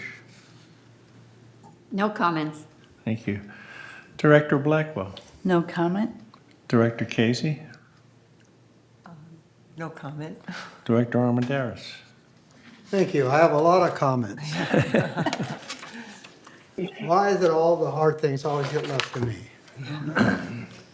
It took me a long time. It took me 4 years to finally get us compliant with this requirement in Davis Sterling. It's been part of the law for over 12 years, almost 13 years now. It was instituted in January of 2009. Finally, we are reviewing reserve expenditures. And we're only reviewing the ones paid to outside contractors. The other half is paid to employees of VMS because they also do work that falls under reserve expenditures. And some of the information in here is inaccurate. What has happened is that in the last month or so, I fell a little behind for a number of reasons. The workload, the president resigned, and this gives me an opportunity to mention one thing, and that's that the members don't understand that if they have a problem, that's their responsibility to solve it. And then if VMS is not following through, that's when they get one of the directors involved. And it should be the director that's in charge of that area. For instance, if it's a landscaping problem, it should be the landscape chair. And unfortunately, a lot of times the members, if they know a director, think they can go directly to him. And so that happened in the last month where I got a lot of those requests, and I did get them all cleared up. And I was happy to help the member, but it did cause a roadblock in my mind. This defies the requirements, and that means that it escalates the payments if they don't receive approvals within a certain time period. And that means that some of these expenditures can go without director approval. That's not what the Davis Sterling law requires. It requires 2 approvals, period, nothing else. Now, I'm all caught up. I've reviewed all reserve expenditures up to date. And believe me, in the last year and a half that I've been doing this, I have found lots of mistakes. We've had to redraw checks and so on. We've improved procedures tremendously. Okay? All the procedures they follow now are requirements that I've instituted. And just to show you how exaggerated this is, I'm not the roadblock. Yeah, I might take a couple of weeks, sometimes maybe even 3 weeks, because I discover information that I need to have to approve it. And it takes time for it to go back and forth. And there have been times when I haven't approved the expenditure for that reason. The expenditures that I just approved yesterday, I sent it out like about midnight last night, my approval. It has invoices in here The oldest one on here is August of 2020. That's over a year old. And here's another one that's December 2020, November 2020. Okay? I just approved these yesterday, over a year old. That was the disbursements for November the 3rd. And I just grabbed a couple just to be able to describe them. On October 13th, another list. On that one, it shows, again, a payment to a consultant with a date of December 2020. Another one here is April 2021. A bunch of them in May 2021. Some in August. And the most current ones were in September. So again, VMS is behind much greater than I have been in approving these. So I am totally opposed to this resolution. You know, if you want to put a time limit on it, fine. But I think it's unreasonable. I think there's no need for it. Okay? So if somebody can prove to me how this is going to comply with Davis Sterling, I'd like to hear it, because it is not going to. It means that if it doesn't get escalated and it doesn't get approved within the time limit, then they can authorize the expenditure. Thank you. Thank you, Director Armendariz. Director Casey. Yeah, I do believe that I am going to be involved in this process, right? So I would like to make some kind of a meeting that we can have, you know, so that I'm not reinventing what you've done. I need to know what you're discovering at the time, and maybe we can meet with staff. You know, what would be the best way? Because when I look at the information that I received, it's difficult, you know. So I would like to organize something so that it's efficient. Thank you. Thank you, Director Casey. Yeah. Director Blackwell. I have a question, Mr. Armendariz. It says, paragraph 3, reserve payments not explicitly approved or disapproved by board members within 10 business days of receipt. Is 10 business days too short a time for you? Are you Well, asking you me should if that- direct the chair. You shouldn't be I'm directing. sorry. My question is 10 days sufficient for the payments to be approved or disapproved? Thank you, Director Blackwell. We'll come back. Let's go around the board and we'll come back the second time. Anybody? Pat, English, do you want? Yes. Manny, is this the issue You should, as we should far, be directing the board. Thank you. is this the issue regarding having separate bank accounts and everything for the reserves and for the operating expenses? Is that what this is? No, All right, we'll come back. no. We'll come back to you, Director Armendariz. Regardless of whether it was the way it used to be without the separate bank accounts, Davis Sterling in 2009 instituted the law that all reserve expenditures must be approved by 2 directors. So whether it came out of one account labeled operating, it was still in payment of a reserve expenditure, it had to be approved.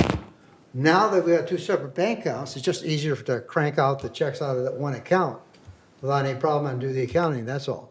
Well, But the separate accounts have nothing to do with it. Well, let's come to It's the order. approval of the expenditure, that's the issue. Have you figured out how much this is going to cost us? We'll have to do all kinds of additional software and everything else, No, will we not? no, that's not the issue. The issue is that whoever is approving these must approve them within 10 business days. President. So it doesn't delay the payment to the vendors and the contractors. And rumors have been going out there that payments have been delayed to contractors and vendors because of the slowdown caused by directors' approvals. And I'm challenging that. I'm saying that's not true. I just read to you invoices that go back over, and I've gone through this for the last year. Invoices that are 4, 6, a year old. And yet, I'm the one that's supposed to be delaying these through my review. It's inaccurate, it's incorrect. I am totally caught up now, and whether it should be done within 10 business days or 15 business days, doesn't matter. That's not in the law. Okay? And they're saying that if it's not done within that period, automatically that expenditure is approved. How can they justify that if the law doesn't provide for that? It's very simple. This is totally wrong. Okay, thank you, Director Armendariz. Nobody else on the board? Let me do this. Andre Torn, Director Torn, what do you got to say? Yes, my experience with signing off the check is this. I don't have the needed information. I was given the information of here's the invoice, here's what we want to pay. I don't know whether it's a duplicate invoice or not. I don't know if it's a mismatch invoice or not. I don't know if operation side has signed off or not. We are not supposed to do all these checkings. Checking is execution. It's supposed to be staff's responsibility. For example, I never get a report on planned payment. When are these payments should be planned to pay? And I never get a payment history. How much we have paid in the past, and what other payments cover those things. So we don't have any duplicated payments. And also, there's rumors internally, from what I heard, internally within among the staffs that spread around that says the board is delaying the process. Okay, as you can see from many examples, and my experience is that when we uncover things that we don't understand what's going on there, we send the information to them, and then they later on provide and say, oh yeah, this information is incorrect, we give you this information. So I'm questioning whether VMS is processing it correctly, how much wasted duplicate money we paid in the past. That's our job. Our job is if they need to, VMS need to provide all the information that they use to for the payment. If they don't provide us the payment information, or they don't have all the payment information related to this invoice, how do they pay that? We are confused. And then we ask questions. The questions takes us some time back and forth. So what I say is the 10 days, I would say 10 days is reasonable, but it should be from the last day the correct information is communicated to the board members, rather than the first day the information is communicated to board members. When we have complete information, when we establish the procedure that they need to provide the payment plan, when to pay what, how much is that, approximately. We don't have to have exact number, but we have to have approximately how much amount we need to pay on those days. And when invoice comes, we can check that and then check the payment history. These information, I don't know if VMS has those information. Those information should be so simple coming from this financial system. I don't know why they don't have that kind of information. That's where the problem comes in. 10 days is fine, but from where and what kind of information should be supplied? Those information has yet to be defined clearly at this point, and we don't know how VMS staff sign off in the past without this information. And if they have this information, why didn't they pass to us? That's enough. Thank you very much. All right, thank you, Andre Torn. All right, anybody else? Go ahead, Bastani. Yes, I was in M&C committee for several years, and I have heard that some vendors, they delay the time they put the slips in, even for a year. So we have to take that into account. 10 days should be after when we receive the bills from the vendor. That's my comment. Thank you, Director Bastani. Director Ascari. Thank you, Mr. Chair. There is 3 issues here that I want to address. Number one is I was aware of this issue, and I came and I talked to some VMS staff in finance. And the biggest complaint was it was 37 past from the time that they sent the check, and the responsible director didn't even open the email to see it. So that brings some concern to me. And I said, maybe you are sending so many for one. We are volunteer, and this responsible director is volunteer. So how many you are sending? One of the issue is if you want to put a limited time to respond, how many checks you are sending? Are you sending 40 checks, 50 checks in 10 days? It's going to be too much for one person, especially if cares and wants to read every line of that. So that's number one. We should put a limitation how many checks they are sending to that one, the same that they are sending for the resale. Sometimes we are bombarded them and we don't have time even. So number two is back to this one. You can limit the time that the responsible director responds. Maybe they have, or she or he has some problem with this invoice. And you can limit it in 7 days. The responsible directors should address any concern. And if not, then they can send it to the alternative or to the president, to the alternative director. Maybe something happened to that director. So these two big issues so far accumulated all of this. I understand that is clear up now, but a week ago it was like checks that didn't open by director more than 37 days. So these are important. How many in how much time you expected a volunteer director work on that? Please consider that one. Thank you. Thank you, Director Ascari. And I'd like to hear from staff. You've got the floor. Thank you. I just want to clarify here what the staff report says. What the staff report says, or the whole purpose of the staff report, is to expedite the review process.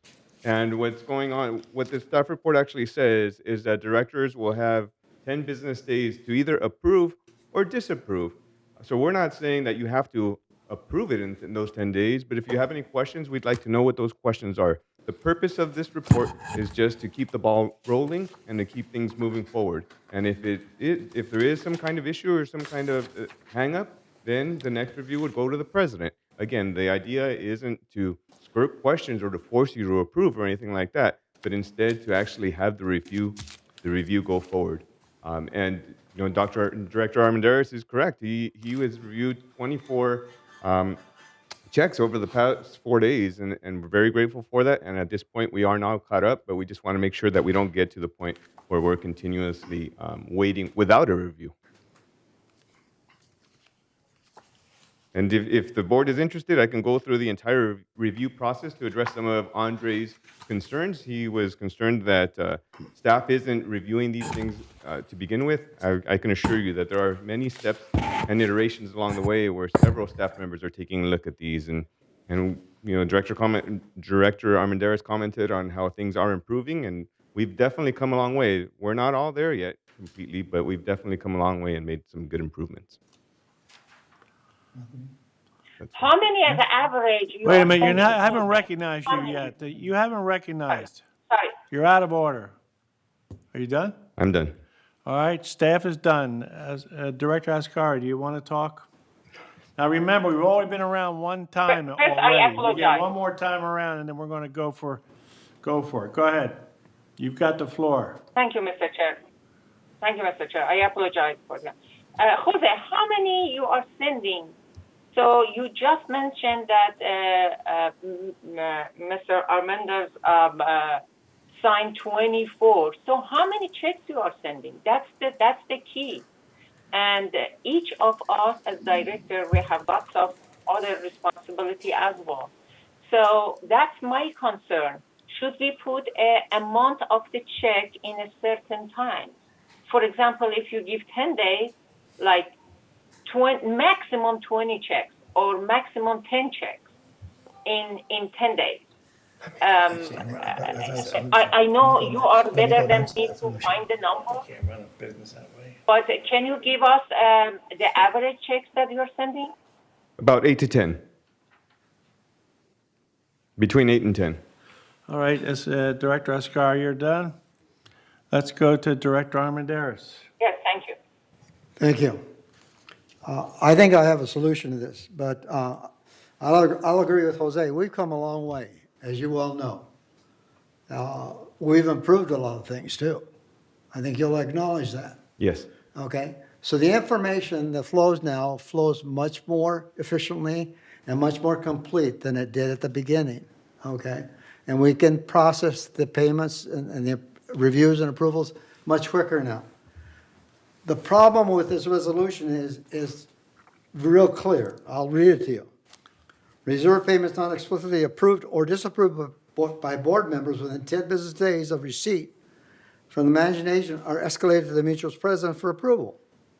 And resolved further, the mutual's president will explicitly approve or disapprove escalated reserve payments within 3 business days of receipt from the managing agent. Should the president not explicitly respond with 3 business days, the reserve payments are deemed to be approved for release to vendors. That is totally opposed to Davis Sterling requirements. So my solution is this. I think we're to the stage now where the process is so much more efficient that we scrap this, defer it. Well, let's go through another 3 to 6 month period and see how that works, okay? This way, we're not adopting something that violates Davis Sterling. And 2, I think it's a fair way to do it and an honest way to do it. And like I just showed you, I mean, if we continue to get invoices that are 4, 5, a year old, I'm going to bring it to everybody's attention so they know that our review is now what's slowing down these payments. Okay? So that's my proposal to how to solve this. Does that sound reasonable, Jose? Let's give another go. 3 to 6 But months. right now, Director Armendariz, we have a motion on the floor, I believe. Okay. Are we ready for the vote, or we want to continue debating? There is a member comment on this item. Okay. From Richard Rader. I will move him. He's on Zoom. Okay.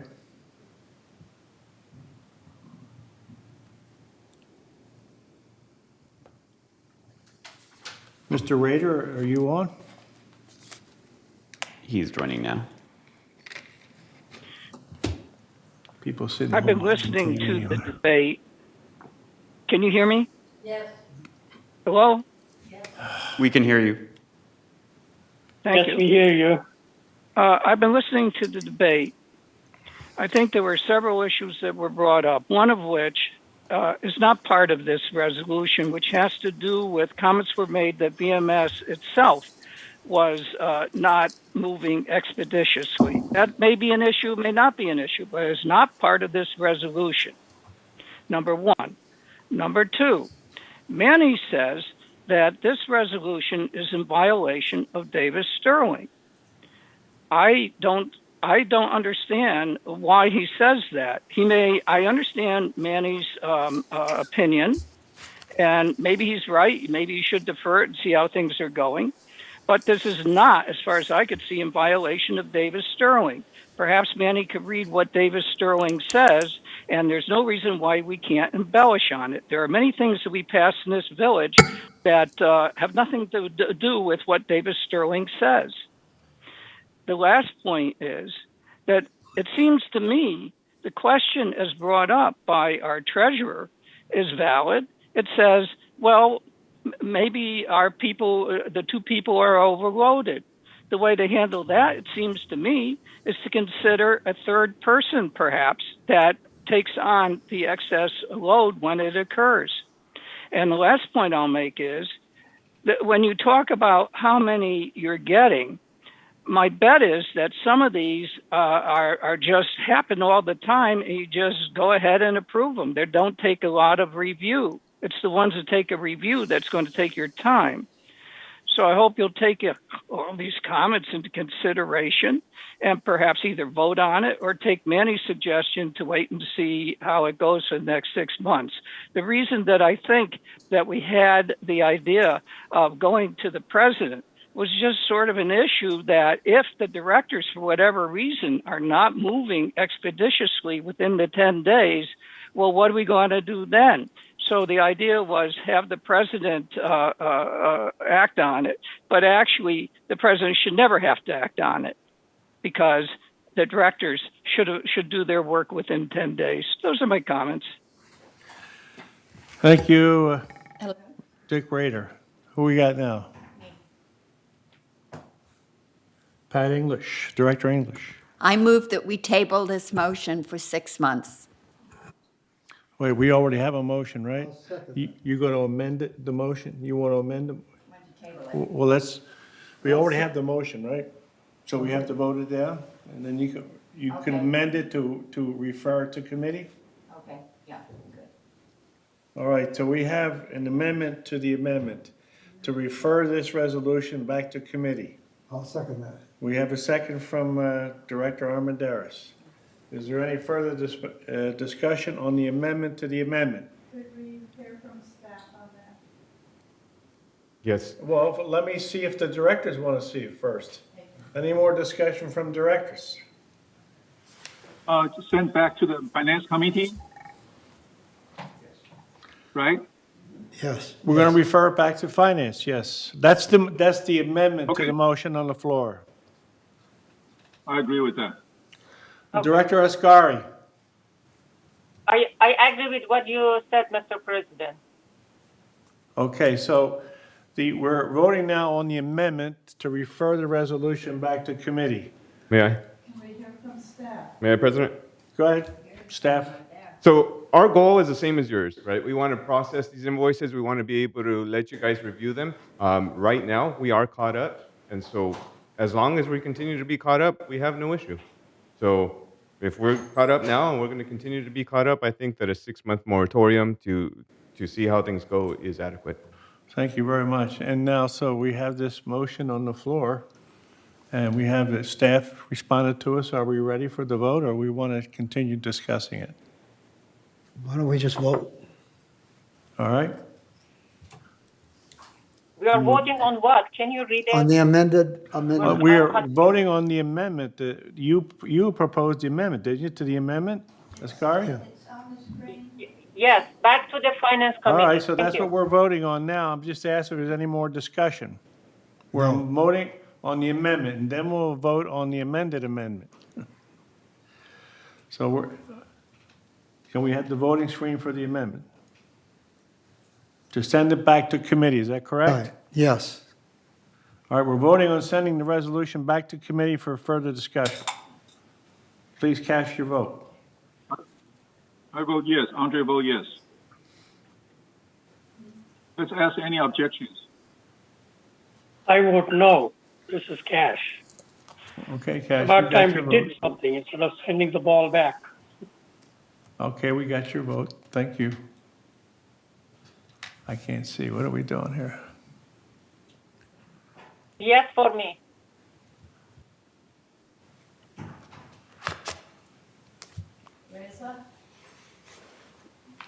Director Pistani. I voted in the chat box, yes. Thank you. Grant, yes for me, Neda. Thank you.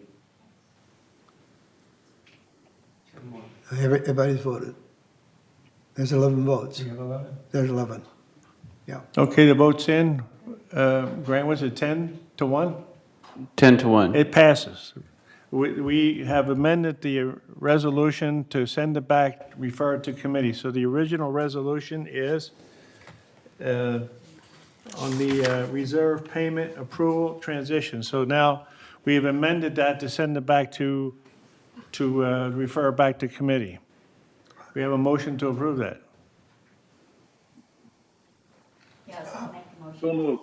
Pat moves, I'll second that. And second. All right, is there any discussion on that? We've approved the amendment to it to send it back to committee. Okay. Can we vote on it, please?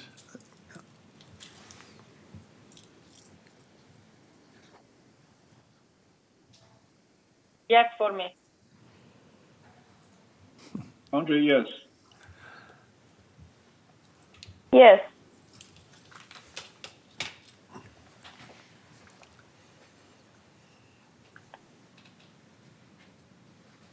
I also vote yes. No for me.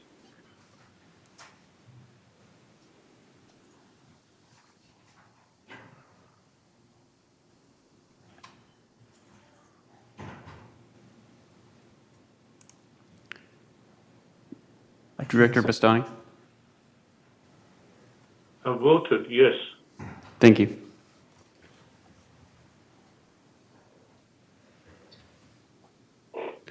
President Liberatore? Yes. Are we, I can't see too good.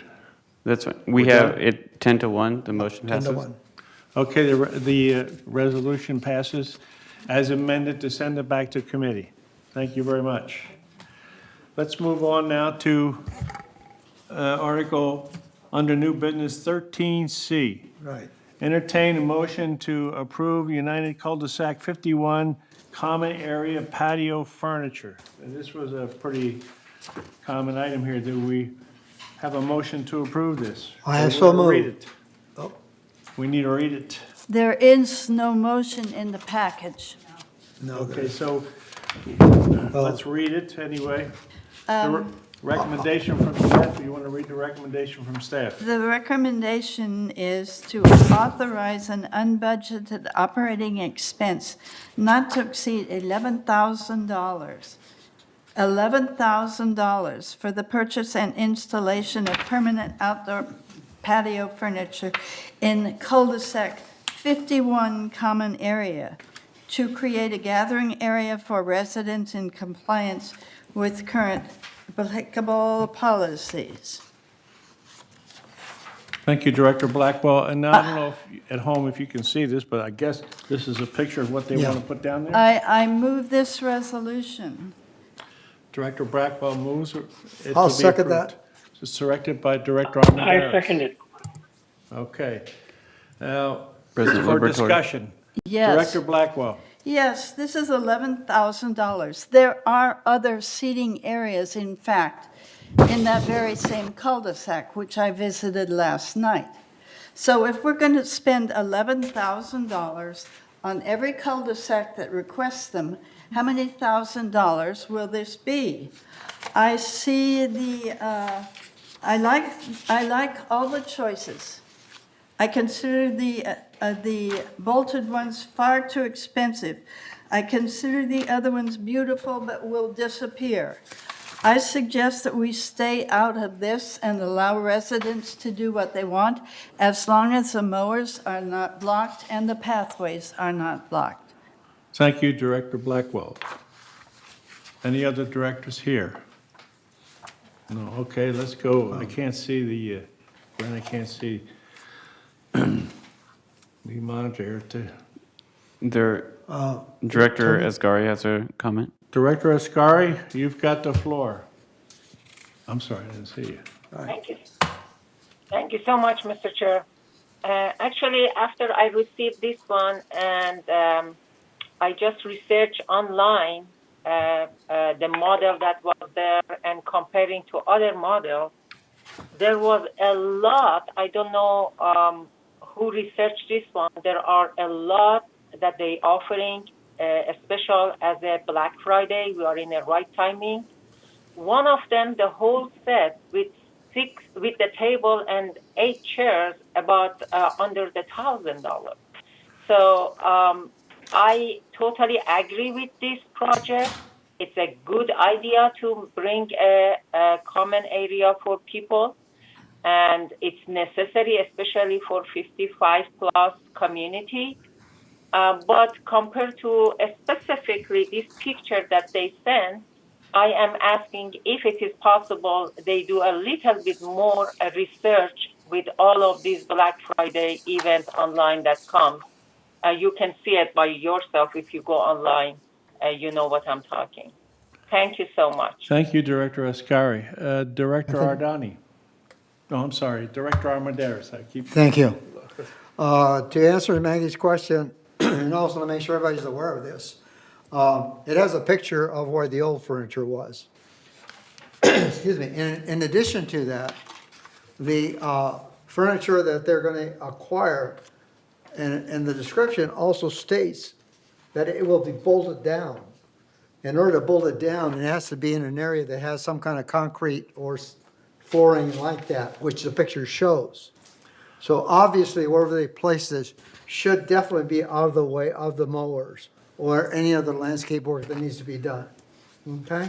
So I hope that clarifies, the concerns there. Thank you. Director Armendariz. Who we have here? Director Bastani.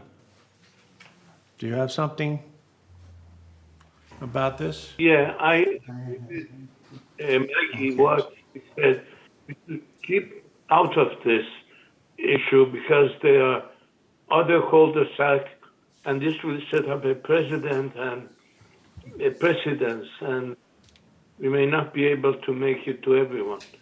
I think we keep out of it. We can provide the space and let those who wanted to put the money on it. Thank you. Thank you, Director Bastani. And Director Ardani.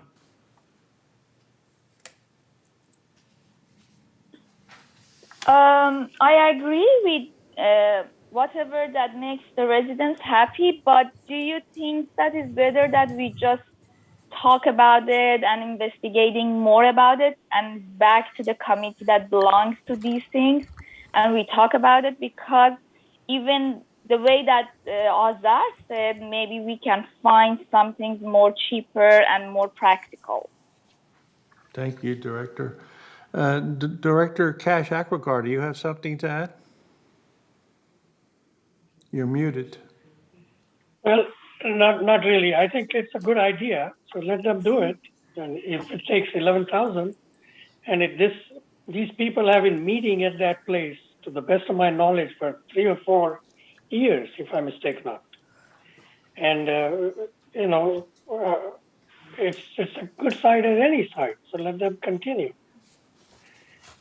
11,000 is a small expense to make that as an official site for people to gather and meet. Let's leave it at that. Thank you, Director Cash Aquicar. Director Casey. Yeah, I went by there this morning and looked, and it looked very nice. They had their furniture organized in 3 separate sections of the cement foundation. I would say, the issue originally was that they were going to take down all that furniture, like right away. And so I think, finding a better solution than $11,000, I think we could find something that would be available to maybe more cul-de-sacs that have that situation where they have a cement foundation to attach to. But right now, it does look like it's serving the purpose, and, they've organized it nicely. So I think just deciding on the price and the type, could be extended. Thank you. Director Armendariz. Thank you, Anthony. I usually am pretty tight with money, and when I first looked at it, I saw $11,000. But after looking at the pictures and then recognizing the purpose, you want something of pretty good quality out there, because this reflects on the whole community. It's a common area, so it's really important. So I think VMS has probably done a pretty thorough job of trying to get a good quality product and something that will be a plus for the community. So, 11,000 may sound like a lot, but it really isn't when you look at the big picture. And I'm sure Brian will have something to add to that. Thank you. Okay, we'll get to Brian, but first I want to get one more director. Director Torn, do you have something to add to this debate?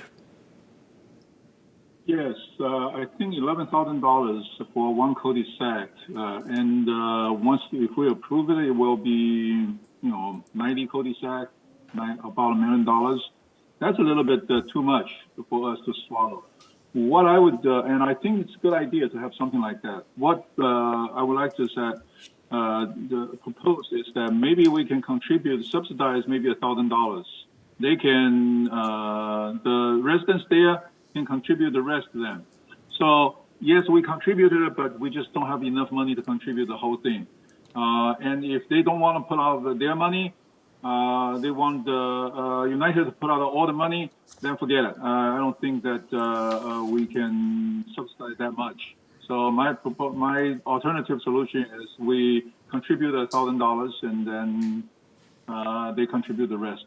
That would be probably a better response, alternative for that. Thank you. Thank you, Director Torn. I'd like to hear from staff. Brian, you have the floor. Yeah, thank you, Mr. Chair, and good morning or good afternoon now, everybody.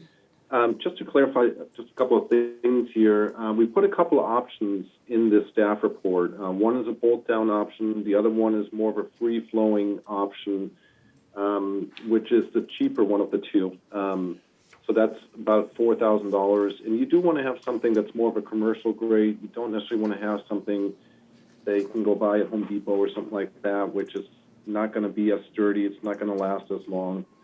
So if the committee is looking at investing into something, I think it needs to be of a commercial grade quality.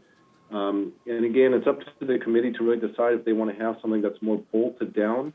From looking at that location and that site, it seems like those chairs and tables that are currently there were moved around a lot. So I'm not sure exactly what kind of programs and activities happen there, but that's something the committee definitely should consider in regards to whether they want to have a movable or something that's more bolted down. Thank you. Thank you, Brian. Is there Director, Siobhan?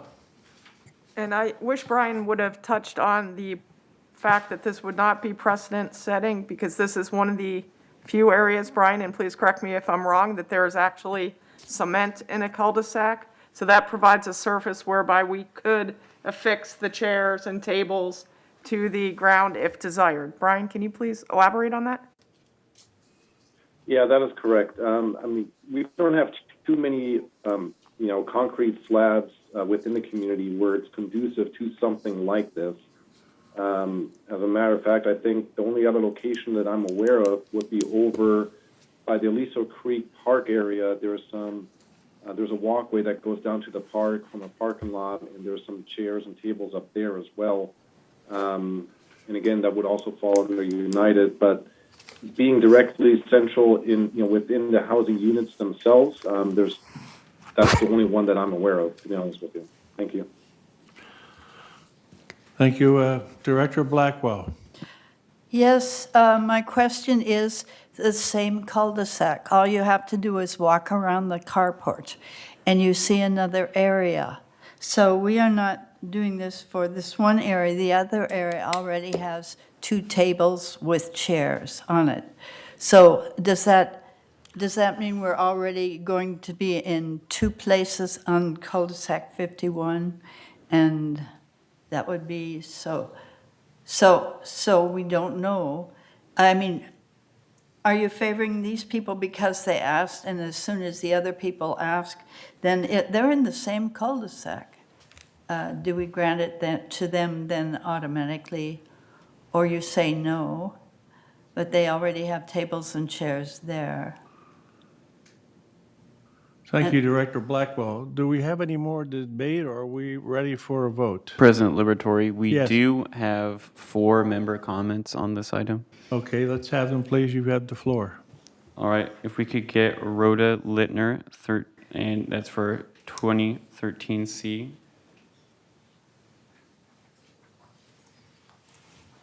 Well, I don't live anywhere near this cul-de-sac,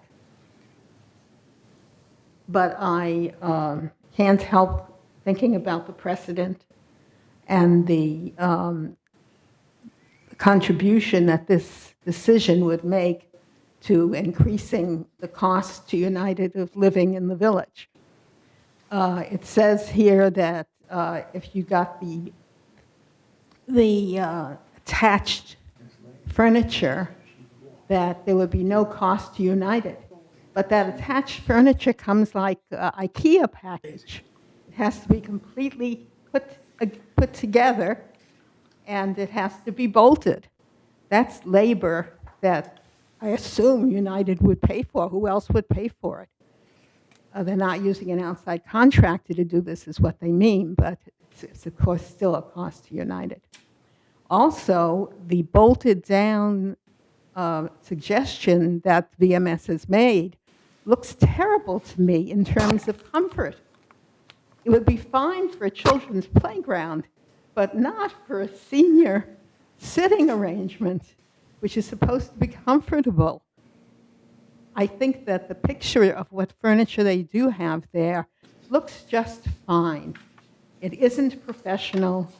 It isn't meant to be professional. It's meant to be within a small area that's surrounded by only 3 buildings who use it. So I agree with Director Bastani. I think we should leave well enough alone and get out of there. The only reason this came up is because VMS decided to remove the furniture, which has been there for decades. Okay. Chairman? Thank you. After that comment, I do want to respond to one of the reasons why we're here and focus back on that after the You got other the floor, public comments. Jeff. Go ahead. All right, if we could have Elsie Addington, 2121Q.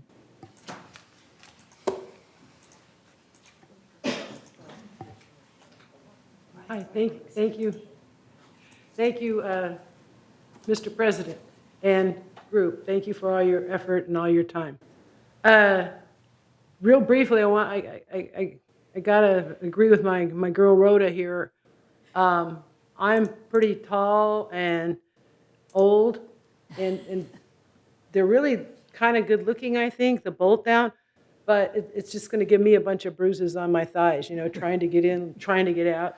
So that's just a comment. But otherwise, if you look at this a little bit differently, maybe in member hearings, and I know our president used to chair member hearings, and some of you are involved in that again. There's a unit that it's got, maybe this is the same thing. Is it 3 buildings with the one common patio? Is that even, that's not what we're talking about here though, right? This is what we're talking about? It's a common area that has many buildings. But is it the unit that we see all over the village that has 3 units and they have one little common? Huh? The San Sebastians. Is this a San Sebastian situation? No, I didn't think so. But if you look at the San Sebastian situation, sometimes we get this issue all the time where people have personal stuff out there and somebody objects. And so then we have to weigh this like this. And sometimes it's get rid of it. Sometimes you can keep it. Sometimes you can get rid of some of it. We reach compromises. But in this case, if it's not bothering anybody, I don't know why we can't just leave it alone and the cost is 0. Because I don't think these folks are asking for us to contribute any furniture, right? Now, if they do make a mess and they do trash it up, well, then I'm sure we'll hear from other residents that they're trashing it up. But my point is we can make an exception just like we do with the San Sebastians and say it's okay for this particular one. That's all I have to say. Thank you. Thank you. Grant? The next speaker is via Zoom. We have the username S. Schaefer. If you would please state your name and manner number before speaking. Hi, my name is Cynthia Schaefer, and I'm at 207F. And I actually sent you a letter, but since I've been listening, I thought I should talk instead. Okay, I live at that cul-de-sac, and it is used all the time. We have furniture. It was getting a little old, true, and it was getting a little messy. One of our one of the ladies that lives in that area did try to clean it up, and I think it looks a little better now. The issue came because we use that all the time. Sometimes we put the chairs in a circle and we have meetings. Sometimes we have lectures. We've had, when members of our community have died, we've had memorials for them there. It's used a lot of times. Sometimes we have potlucks. So when we were told we had to remove everything and that we had to bring our own chairs every time we wanted to come out, some of our residents are rather old and are not able to accommodate taking their chairs out, and so that's why it came before you folks. We greatly appreciate you taking up the matter after we were told we had to get rid of everything. And it would be nice to have newer, nicer tables. I think that the ones that are bolted down would not work very well because we need to change them around. And as far as the fact you had mentioned in your report that some of the things might be have trouble with being stolen.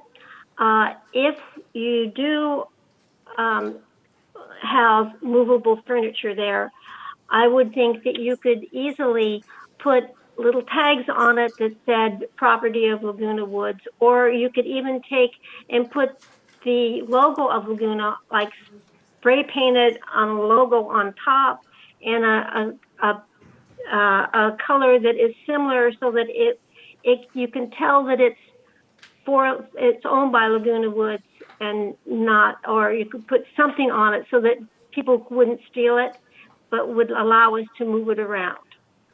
So I thank you again for trying to accommodate the residents, and I hope that you will allow us to have some kind of furniture out there so that we can continue to socialize.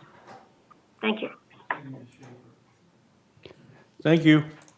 Our last comment is from the username Alice. If you would please state your name and manor number before speaking. You're muted. Please unmute. You're muted. We can't hear you. You're still muted. There you go. Okay. Can you hear me now? Yes. Okay. Yes. Great. Yes. Hi. My name is Alice Donenfeld Vernew. I live in manor number 211C, Avenida Mallorca. I'd like to straighten out a few pieces of misinformation. Number one, the furniture has been there for at least we know 26 years because one of our residents has been there 26 years and remembers it. It appears that Leisure World originally had put down 2 picnic tables and they were there until they just fell apart, at which point the residents started bringing out their own furniture. As far as I know, it's the only cemented area in that particular location. I walk a dog around there all the time. I don't know of any other ones that is a cemented area. We use it continuously. We use it for. Is that near you? No, it's up a ways. Okay. It's at gate number 2. We're off gate number 2. Anyway, we've always had furniture there. We have all kinds of meetings. We visit, sometimes it's just somebody comes out and sits and then everybody else comes out and joins them. And particularly during the pandemic, it was marvelous because we could see other people and interact with other people, but be a distance away where we weren't worried about getting ill. We often use it for potluck.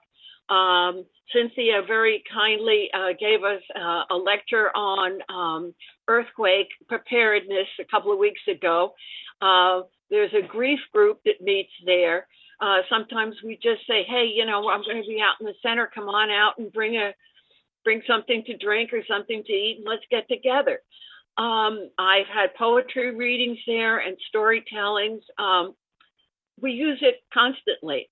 This came up because one morning we came out and found signs that said, get your furniture out of here, it's going to be confiscated. I mean, that was basically what it was. Nobody asked for anything. We did not ask to have the community pay for anything. We're perfectly happy to put our own furniture out there. And if there's something that you would like us to do, I've spoken with quite a few of the local residents there, and they said if you have a particular look that you'd like to have, and it's not too expensive, we'd be happy to do it. But we do want to keep the area because it's very important to us.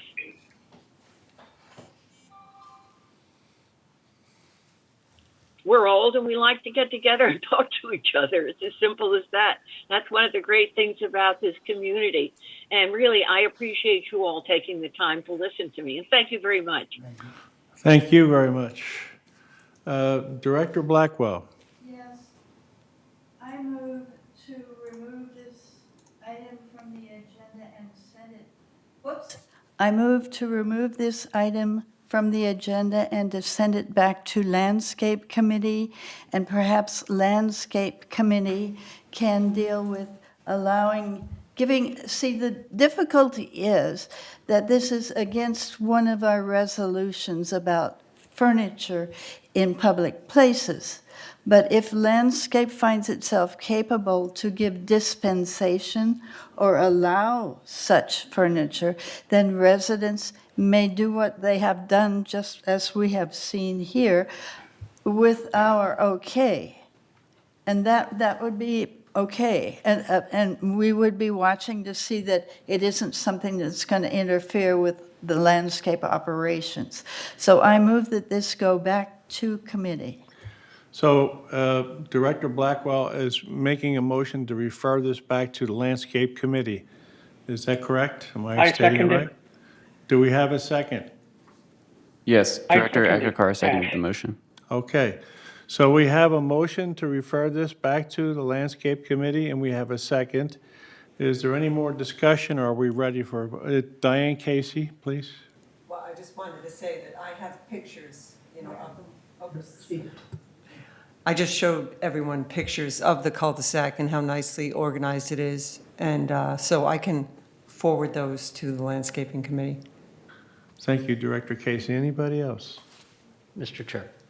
Jeff. I just wanted to reiterate something that Member Maggie Gladwell just said, and that is the issue that generated this. If you recall, the residents came and spoke to you at the last meeting. They received a notice from compliance. The complaint wasn't from landscaping. It was from an individual saying it's a clutter.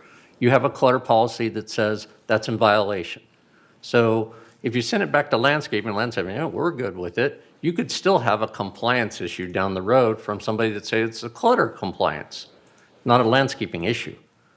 So I want to make sure that if you get a recommendation from landscaping that says, we love the chairs there, you still could be in violation of your own resolution, which says it's a clutter policy issue.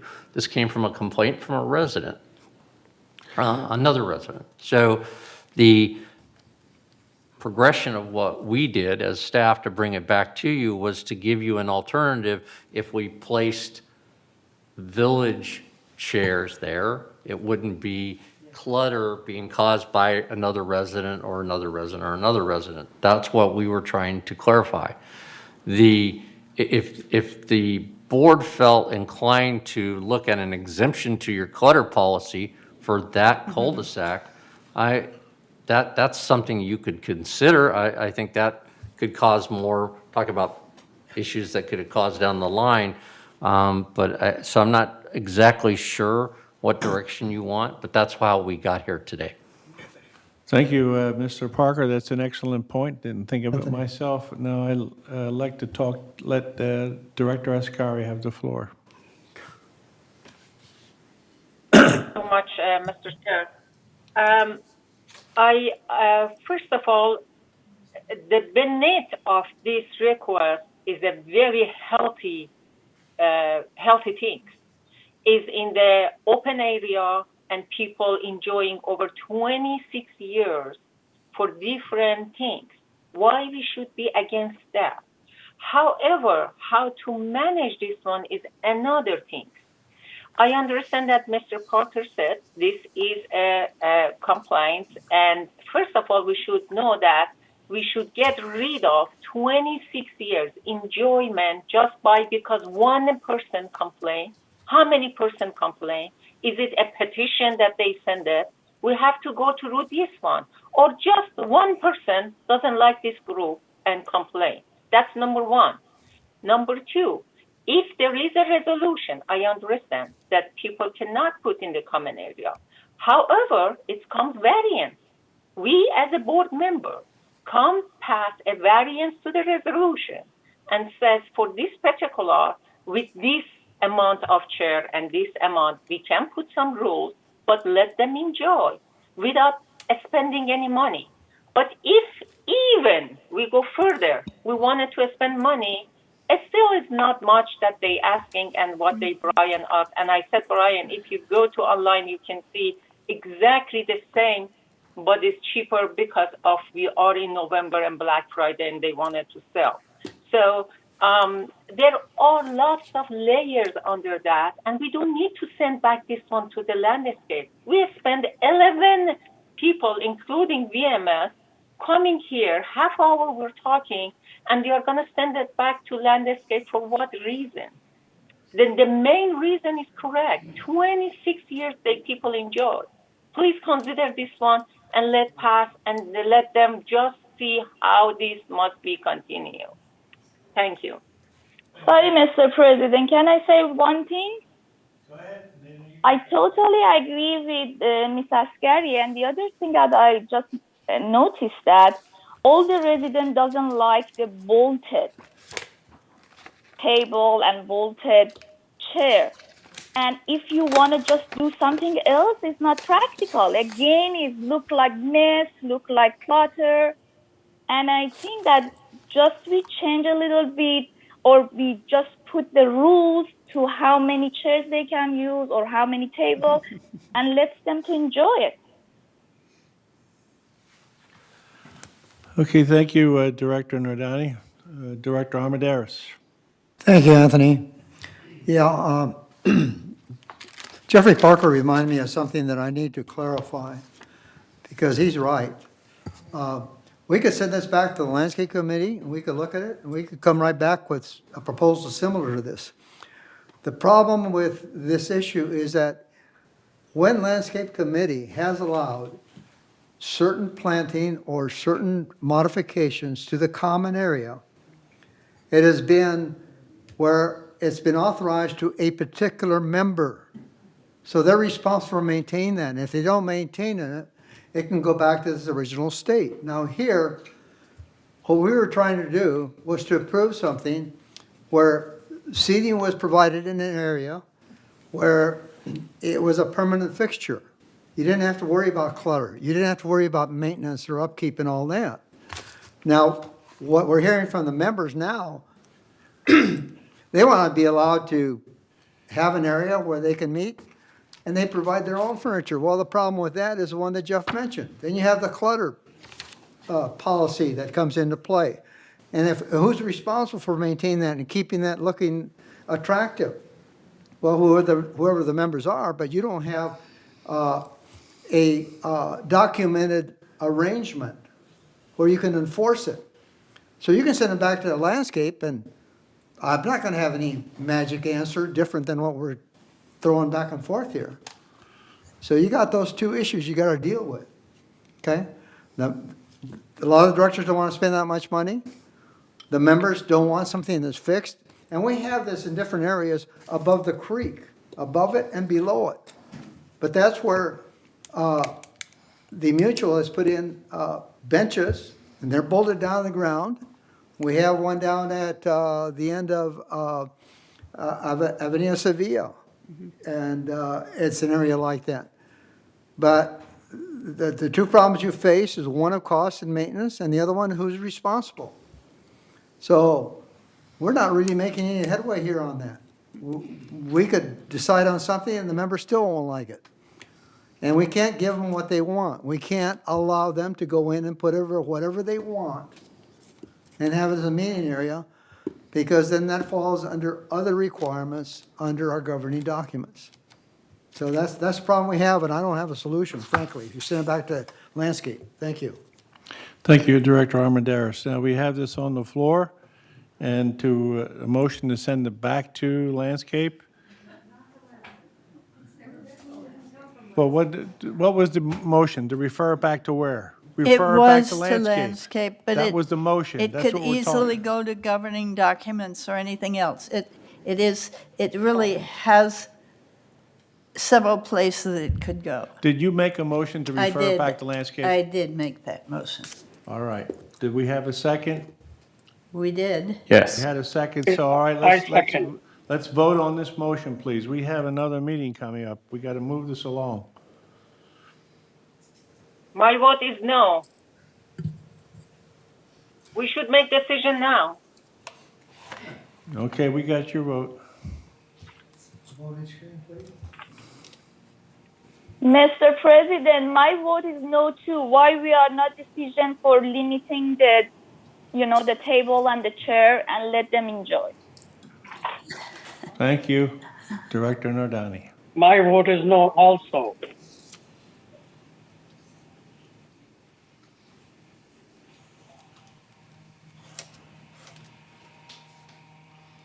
Sorry, I'm a little bit confused by the vote at this point. What are we voting for exactly? What to move? There was a motion on the floor to send this back to a landscape committee for further discussion. And that's what's on the floor to be voted on, yes or no? Yay or nay? Okay, I vote yes because send back to the landscape committee to see if there's any other alternative. And if this becomes a variance and approved, then it doesn't need to go to compliance. If it's the same thing, then it needs to go to. Well, we're back to voting now, compliance. sir. We're in the voting So I process. vote yes. Director English? I voted no. No? Okay. Director Bastani? 6 against, okay. It fails. Is that no? We done? Yeah. We got 11? 6 against. All right, the motion to send this back to a landscape fails. All right, let's move on. 13D. 13D is discuss and consider easy payments for HOA Wait. assessment. Then what about the resolution 13C? Well, we just voted it down. It's not going back to committee, so it is still in front of us. Let's vote on whether we want to approve it or not. That's right. All right. You want to discuss it some more? I move would that like we to take make a a vote motion. on the original. Well, we have it on the floor. We don't need a motion now. The floor is C. To entertain a motion to approve United Cul-de-sac 51 Common Area Patio Furniture. The motion Yes, but forward what was kind to of vote, send furniture? it back to landscape, and we voted that down. No, Mr. President, what furniture? We can let them just enjoy the way that they did it 26 years. Well, you're going to Just have a because compliance one problem person then. didn't like it. No. No, listen, Jeff says you're Compliance going to is have a one compliance person. problem.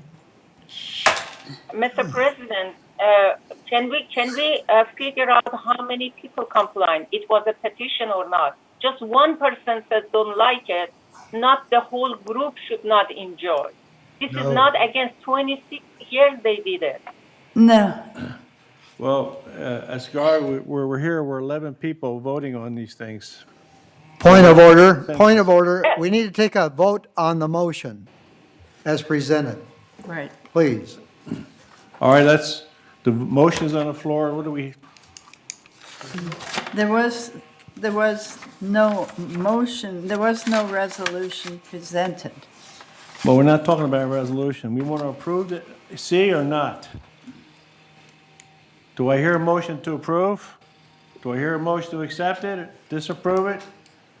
We did Yes, have approve the motion. I second. we did have a prior move and second to the motion. Okay, so we should vote. There is a member comment from Richard Rader, if you'd like for him to speak at this time. Aren't we done with comments? We're voting? Okay.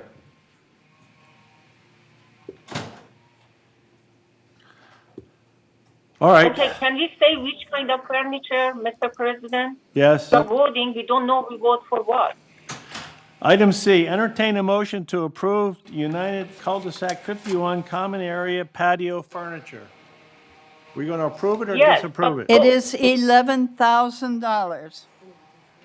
It is, but it's two kind of furniture. Which one we are voting? The bolted knot, is the. because they don't want it. Oh, Maggie, could you please stop? Could you please stop and listen for a second? We're voting on 13C. 13C says entertain a motion Correct, to. Mr. President. Jesus. Under 13C, there is two options. No. One is loose chair. Another is bolded chair. There's the no bolded options. chair is 11. There's no options. There's option. We either approve it or It is. disapprove it, or you amend Please it. read it. The resolution was taken from the recommendation of page 1 of 8. That is $11,000. That's what I read. Brian, can you explain to them? Brian, please. Please, Brian, explain to them. Brian's not conducting the meeting, I am. So address me, not Brian.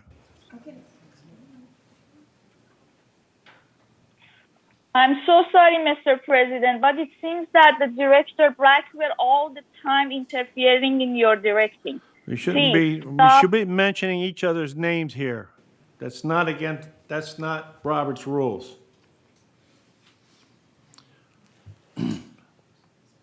All right, somebody let's do away, we have another meeting coming up, so let's do away with this item C here.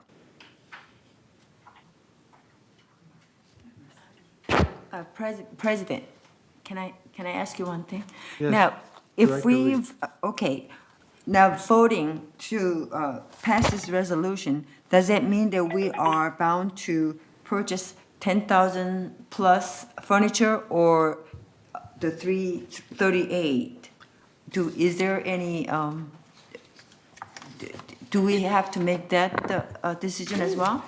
Well, it says here, if we approve the United Cul-de-sac 51 area patio furniture, and the staff has given us options. Yeah, two of them. So now we are letting the staff make a decision then?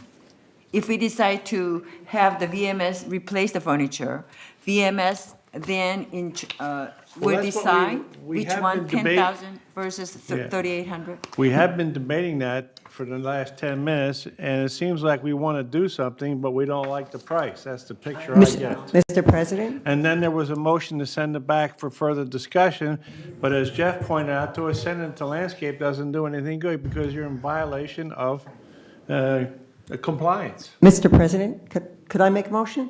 Yes. Yeah, I would say that, based on what I've heard, the second option seems to be the best option because they want something that they can move around. And if it has the logos of Laguna Woods Village on it, it's a more affordable option. It's going to satisfy the complaint that it is acceptable and accepted by VMS and our governing documents, that it's not clutter, and that maybe the captain of that area can make sure that it is always presentable. Okay. So Director Casey, are you making a motion? Yes, I'd like to make an motion to accept this resolution with the second option of the movable furniture. All right, so Director Casey's making a motion to pass this with the second option. I second it. I second. That's why we are talking for 10 minutes. Okay, you second. Is I there any second. more debate on this? Director Torn.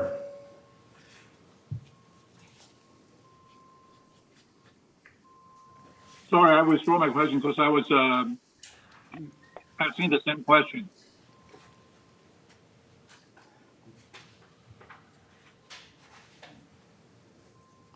Was he what? I don't His think question I was withdraw my answered. question. Well, we're voting on 13C, whether accepted with option 2, as presented to us by staff. Okay, I vote for yes, if that's the question. Okay. I vote yes also. Okay, I vote yes too. Let's have a voting screen, please, for the members that are here. And we have another meeting we have to push forward to. I vote yes as well.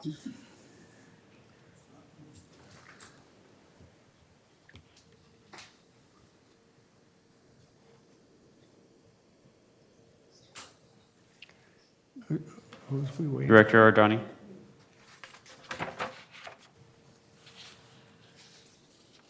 You know, I'm still thinking because the movable one is exactly like the same things that they have it.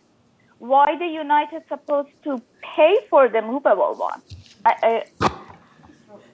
You know, they have it already and they are just enjoying it. So you can't make up your mind? Is that what you're saying?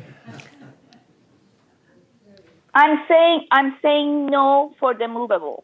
Okay. And if they don't like the bolted one, let's enjoy whatever they have. So fails. We got 11? President Liberatore? Yeah. What was your vote? Oh, I thought it did.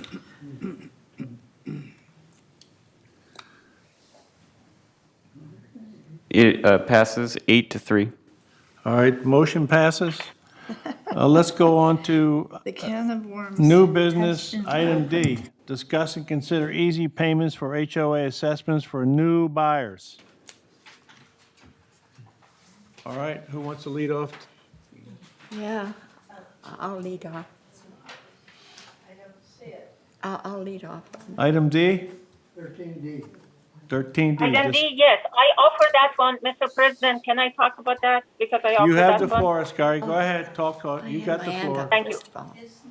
It's not in the Thank you. package. This is It's hello. not- Is this comes because when BMS staff talking with the bank, they find is a quiet amount of the money bank charge us for the people that sending their assessment by check. So we have no authority to those people that already been here to change unless they educate them, which I suggested. Please write down something on the brief as well or online. However, for those people, new people that they are buying in Laguna Wood, it would be at our benefit. We are saving quiet money. I can see how much for 11,000 we discussed today. We are saving money if people pay their assessment by signing up easy payment. So I am asking as a resolution for those new members that coming to the Laguna Wood and they buy, they sign up a paper like they sign up. They are responsible to take care of the not standard garden or other things. They sign off that they are obligated to pay their assessment by signing up by easy payment. And this is for saving toward residents. So that was the whole issue that we brought it here. Thank you, Director. And can I make a motion right now and then start No, we're debate over that? we're going to, we have, did we not make a motion for this? No. Okay. So we make a motion and then debate on that one. Right. I'll make a motion to pass the new residents pay their assessment by easy payment. I second the motion. The point is, Open for debate. Okay. Director And now Armendariz. debate. Yeah, I've asked from day Okay. one to do. Thank you, Anthony. Thank you, Anthony. Although this is a new business, it really is to discuss and consider. I believe that this needs to have. I'm sorry, we cannot hear. We cannot hear. Thank you. Anthony, I believe that this needs to go back to the Finance Committee Yeah. and have them come up with a full report on what this means. Do you make a motion? And so I make a motion that this be referred back to Finance Committee. We don't even have a And I'll resolution second for it. this. I'll second it.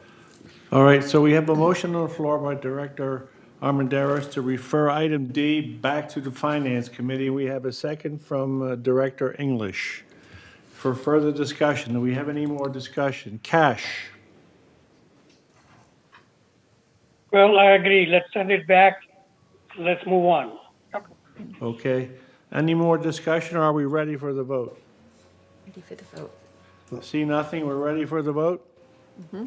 Okay, the motion is, again, to refer item D back to the Finance Committee. Is that correct, Director Armendariz? Yes, correct. Do we have a second? Second it. Me. Let's vote.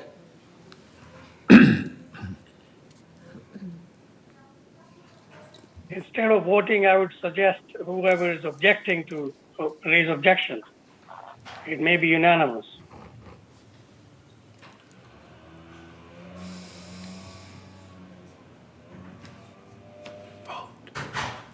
Sorry, why we want to just send it back to the committee? It's the easy thing. It's just one form that you can provide it and give it to the escrow, to give it to the buyer. They have the occupancy agreement to sign. They sign this one too.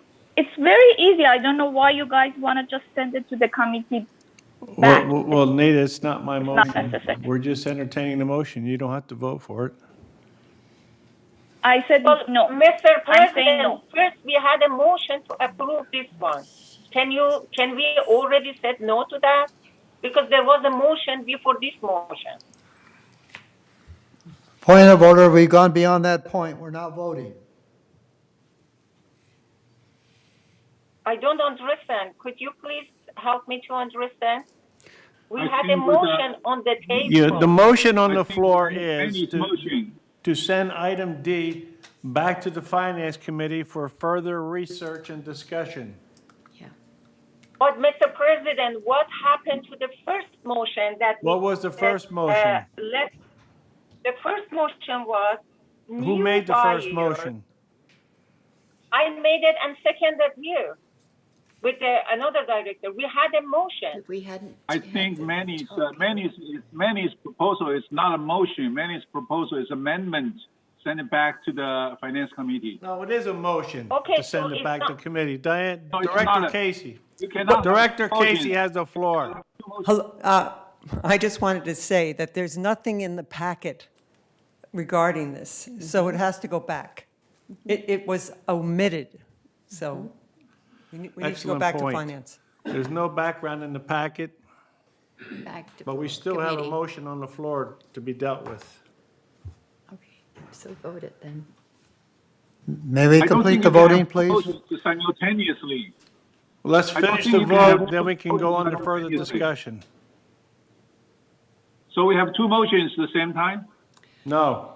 Which one are we voting? The motion we're voting on right now is to send this back to Finance Committee because there's nothing in the packet here to give directors a chance to scrutinize.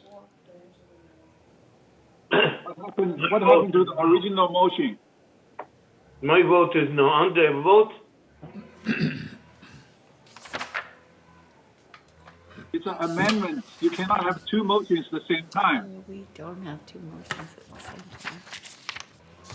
One motion is to consider easy payment for HOA assessment for new buyers. The second motion is to send it back to the Finance Committee. So the second motion should be an amendment. Let's complete the voting because the first, you want to stay here all day? That's not the issue. What is the procedure? Well, the Robert, procedure is what- amendment on there, and the first amendment was dilatory. How's that? It was dilatory, so it's out of order. Now vote.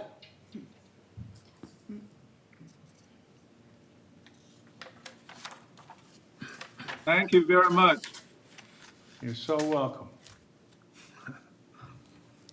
I'll second that. We are still waiting for votes from Director Asgari, Director Akrakar, and Director Toring.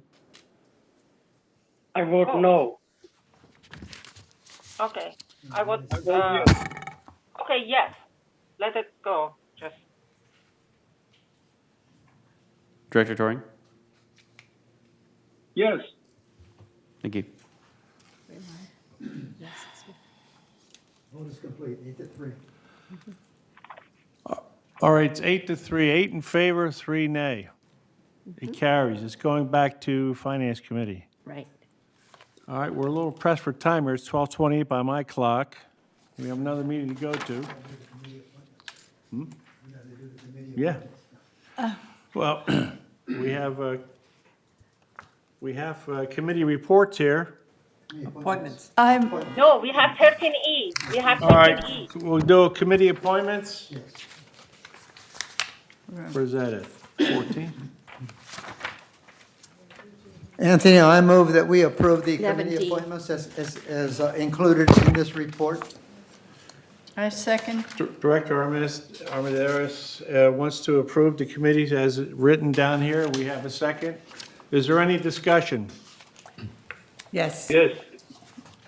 I have comments. I oppose to this assignment.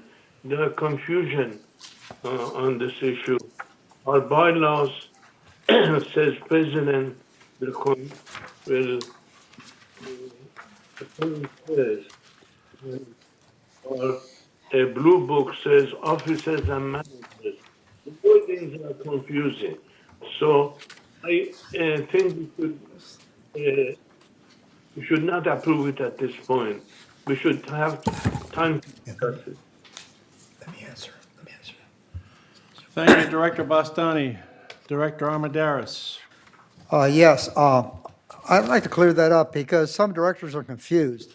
The bylaws are very clear. It states in there that the president selects the chairpersons and also the members of each committee. And those selections are then submitted to the board for approval. It's plain, simple English. That's what it says. So that's what we've done. And so now we need to vote on that. Thank you. Thank you, Director Armendariz. Director Cash, Aquacar.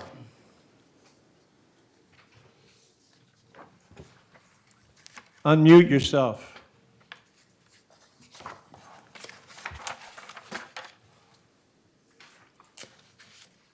Director Aquacar, we can't hear you. You're muted.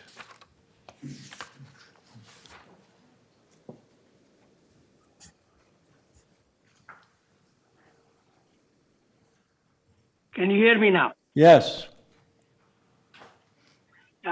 This is vote for what? Because I was a little bit off my computer. What is the voting for?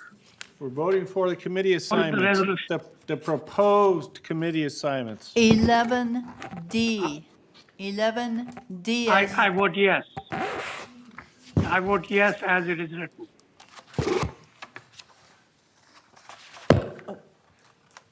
Anybody else? Director Casey. Yeah, I'm just a little confused. There's two different schedules, and one, I'm not on the Finance Committee, and the other I am. So I want to be on it, so. But the other one that was in white, on white paper, said I was on it, so I don't. Yeah, this is it. Well, this was, I sent it to them. This is what they came up with. So on the Finance Committee? Yeah, she should be on. This is 11D. It's in the pink pages. The other's the minutes of before. 11D. All right, is there any more discussion? Yes. Director? I don't know if it requires a motion, but I move that Diane be placed on the Finance Committee. Make that correction. We can make that. I mean, because it has to be approved by I the mean, board. wait a minute. You can move right now things around? I am confused. No, here, don't be confused. I, as a chair, can make proposed nominations for the committees, but the committee has to be approved by the board. So if the board here, these directors, want to change it, they can. Okay, so right now you are changing things. And if you don't want to approve it, we can send it back. I volunteer to be on the Disaster Preparedness Task Force and the Security and Community. We have a motion. Let's finish this, then you go to. Director Ascari? Yes, as a suggestion that they said, I want to suggest that for member hearing, because Neda Ardeni has a good background. Can you make that one as a chair?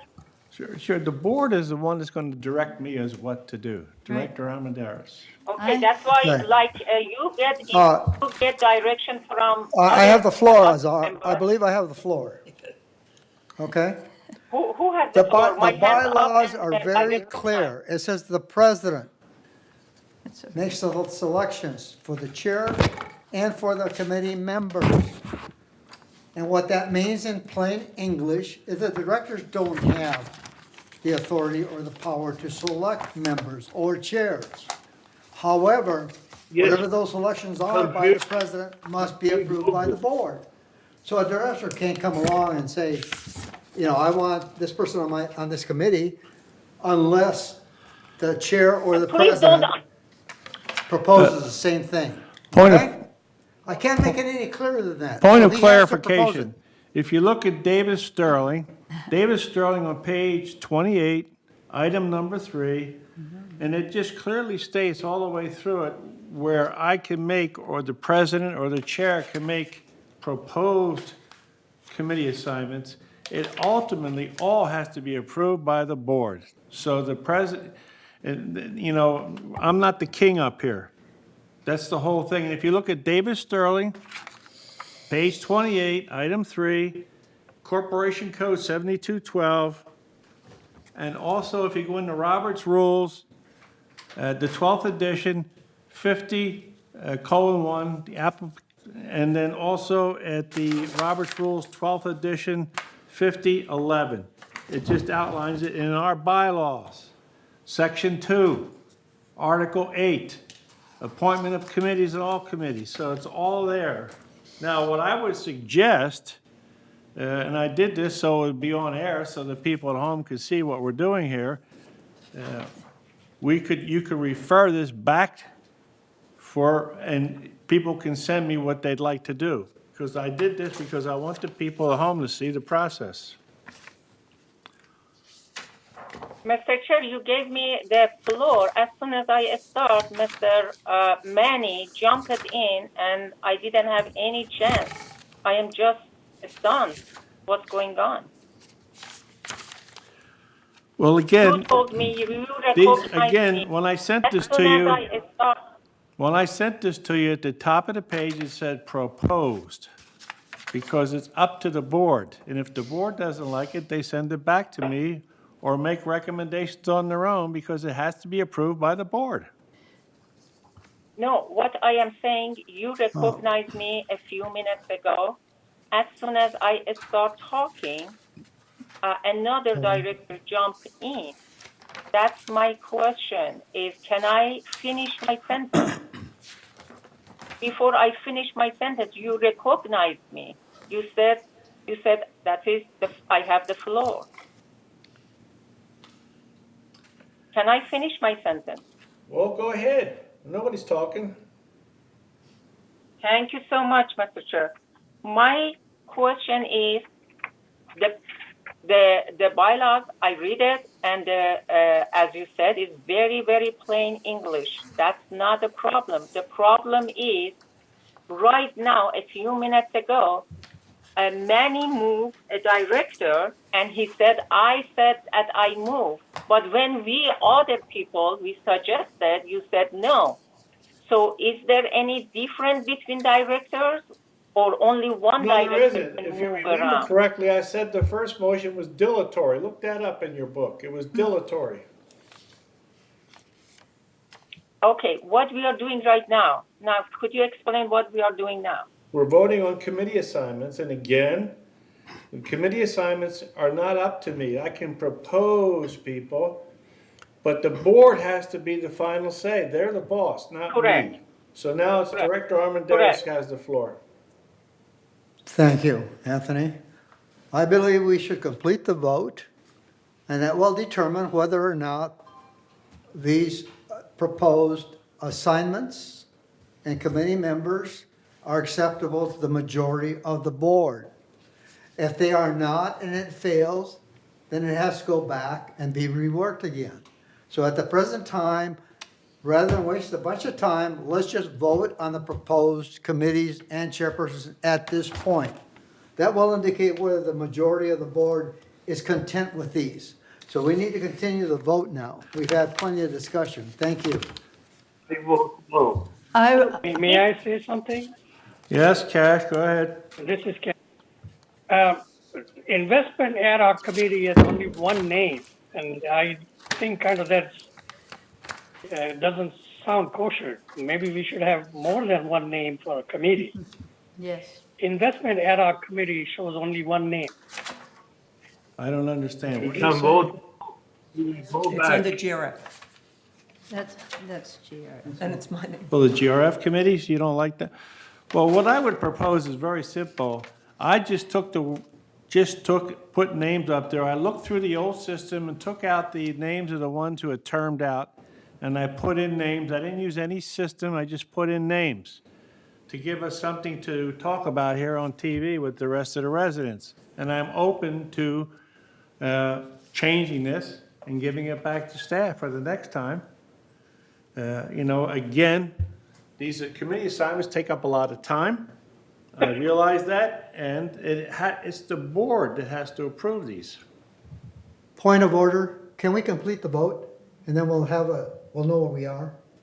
Yeah, that be orders of the day. Complete vote with no changes, Mr. Armendez, with no changes? Do you mean complete the vote with no changes? No changes. That's correct. Complete the vote Vote no. with the assignments Vote as no, stated in this package. That's what the motion was, and it was seconded. So that's what we should vote on. All right, Grant, can we have the voting screen? Yes. Vote to accept or reject the committee assignments as given to the board today. I reject. I withdraw my nomination as chair of member hearings. Well, we need to vote on the whole proposal. Right, we're voting on the motion. Okay? To clarify, right, Mr. Chair, does this include the motion that Director Armendariz had made to place Director Casey onto the Finance No, we're Committee? voting on the motion to accept this proposal, but that would be an amendment. What I'm suggesting is that the other directors talk to me, and I can change that and resubmit it to staff, if that's acceptable. So right now, I don't know who is in finance. This is confusing. Can we also vote to take people? I'm not voting for Yeah, individual. If We're voting for this motion, yes or no? Right. Okay, no. Let's get the motion passed, no. Point of order. Point We of can order. only vote on what has been presented, period. We can't change anything. There are We can only two. change it if this fails. Then we go back and redo this whole thing. Can I say something? Can I say something? I'm wondering why our president first sent us the assignment and then he changed it. That one makes all of us confused. And now he's emphasizing that we should accept this one. We cannot accept this Well, one. you don't have to accept it. That's why we're voting. Vote no. Because of that, no, Mr. President, I'm really getting just confused that why you changed it from the first place. Point of Why order. you change it? I can't take this Somebody's anymore. talking to you. I'm officially offering you my resignation as a director on this board. I can't handle it. Thank you. So we're going to vote on this motion to accept the proposed committee assignments or vote it down. Vote no for me. No for me. I vote no as well. If there is no amendment of personal opinion, I say no. My vote is yes.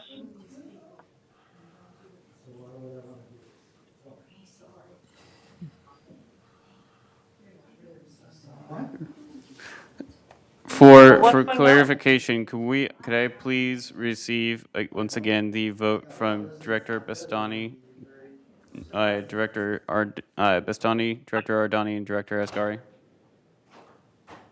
I voted no. No for me, Grant. Grant, no for me. Thank you.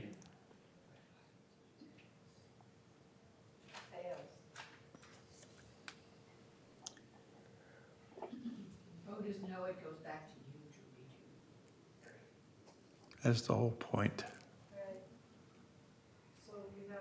So it failed, 6-5? Grant, I can't see.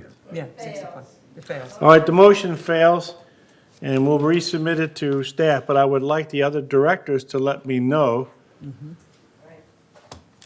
the committees they like to serve on, both United and GRF. So no committees can meet in December. Who said that? Yeah, we'll do You don't 10. make rules up. Wait, am I still on governing You can make rules up. We can still have committee meetings. Am I still on governing docs? Sure. No, it's page 11D, Elsie. It's a page I'm looking at 11D, and if we didn't approve this, then the old members are still, the old people are still on the committees, right? Just didn't approve it. Yeah, but the trouble is, you have some people on the old committees that have turned out. Like me. Yeah. That's my point. No, you can't be on that. So how can you not approve this? At least you have something. Well, they can't, they don't have to approve it. Well, you can always work on it next month. I can appoint pro tem directors. I can appoint directors on a pro tem basis. Yes. I thought there'd be more about landscaping. That's why I came to this meeting. I'm living here over 30 years, and I see they're cutting down trees because they're not maintained, and they don't clean the sidewalk. For that reason, they're cutting down trees and shrubs. And I'd like to speak to... Mr. President, can we escape the committee report because it's 1 o'clock? Tell me who to speak to. The landscape proper person, because evidently people aren't doing their job. Well, you can go I'd like to, know who's in charge. Let get on the someone- landscape committee and volunteer as an advisor on landscape. Sorry, I can't hear you. Landscape committee meeting is Friday at 9:30. Friday at 9:30. Mr. President, can we escape report, committee report? Can we escape the committee report? It's 1 o'clock. Well, Just escape this time. we can, if it's all right with the board, we can defer committee reports till next meeting. Come Yes. back as general Yes, orders. thank you so much. Well, wait, we have Thank to, you so we have much. to vote on it. Okay, my vote is yes. I vote yes. My vote is yes. My vote is yes too. Yes, I'm so disappointed. Okay, is it passed, Mr. President? Thank you. You have no exceptions on that. Right, no exceptions. All right, so it'll come back on the next agenda as general orders. Right, thank you. Okay. Right. And now, since we have, this is not really an adjournment, it's 2 sessions in the meeting, so we're going to recess. And then, yeah, we got 1:30 in the Willow Room. Thank you. Thank you. I'll get better, I hope. Well, the issues might. Thank you. Thank you. The issues might get easier. We'll see.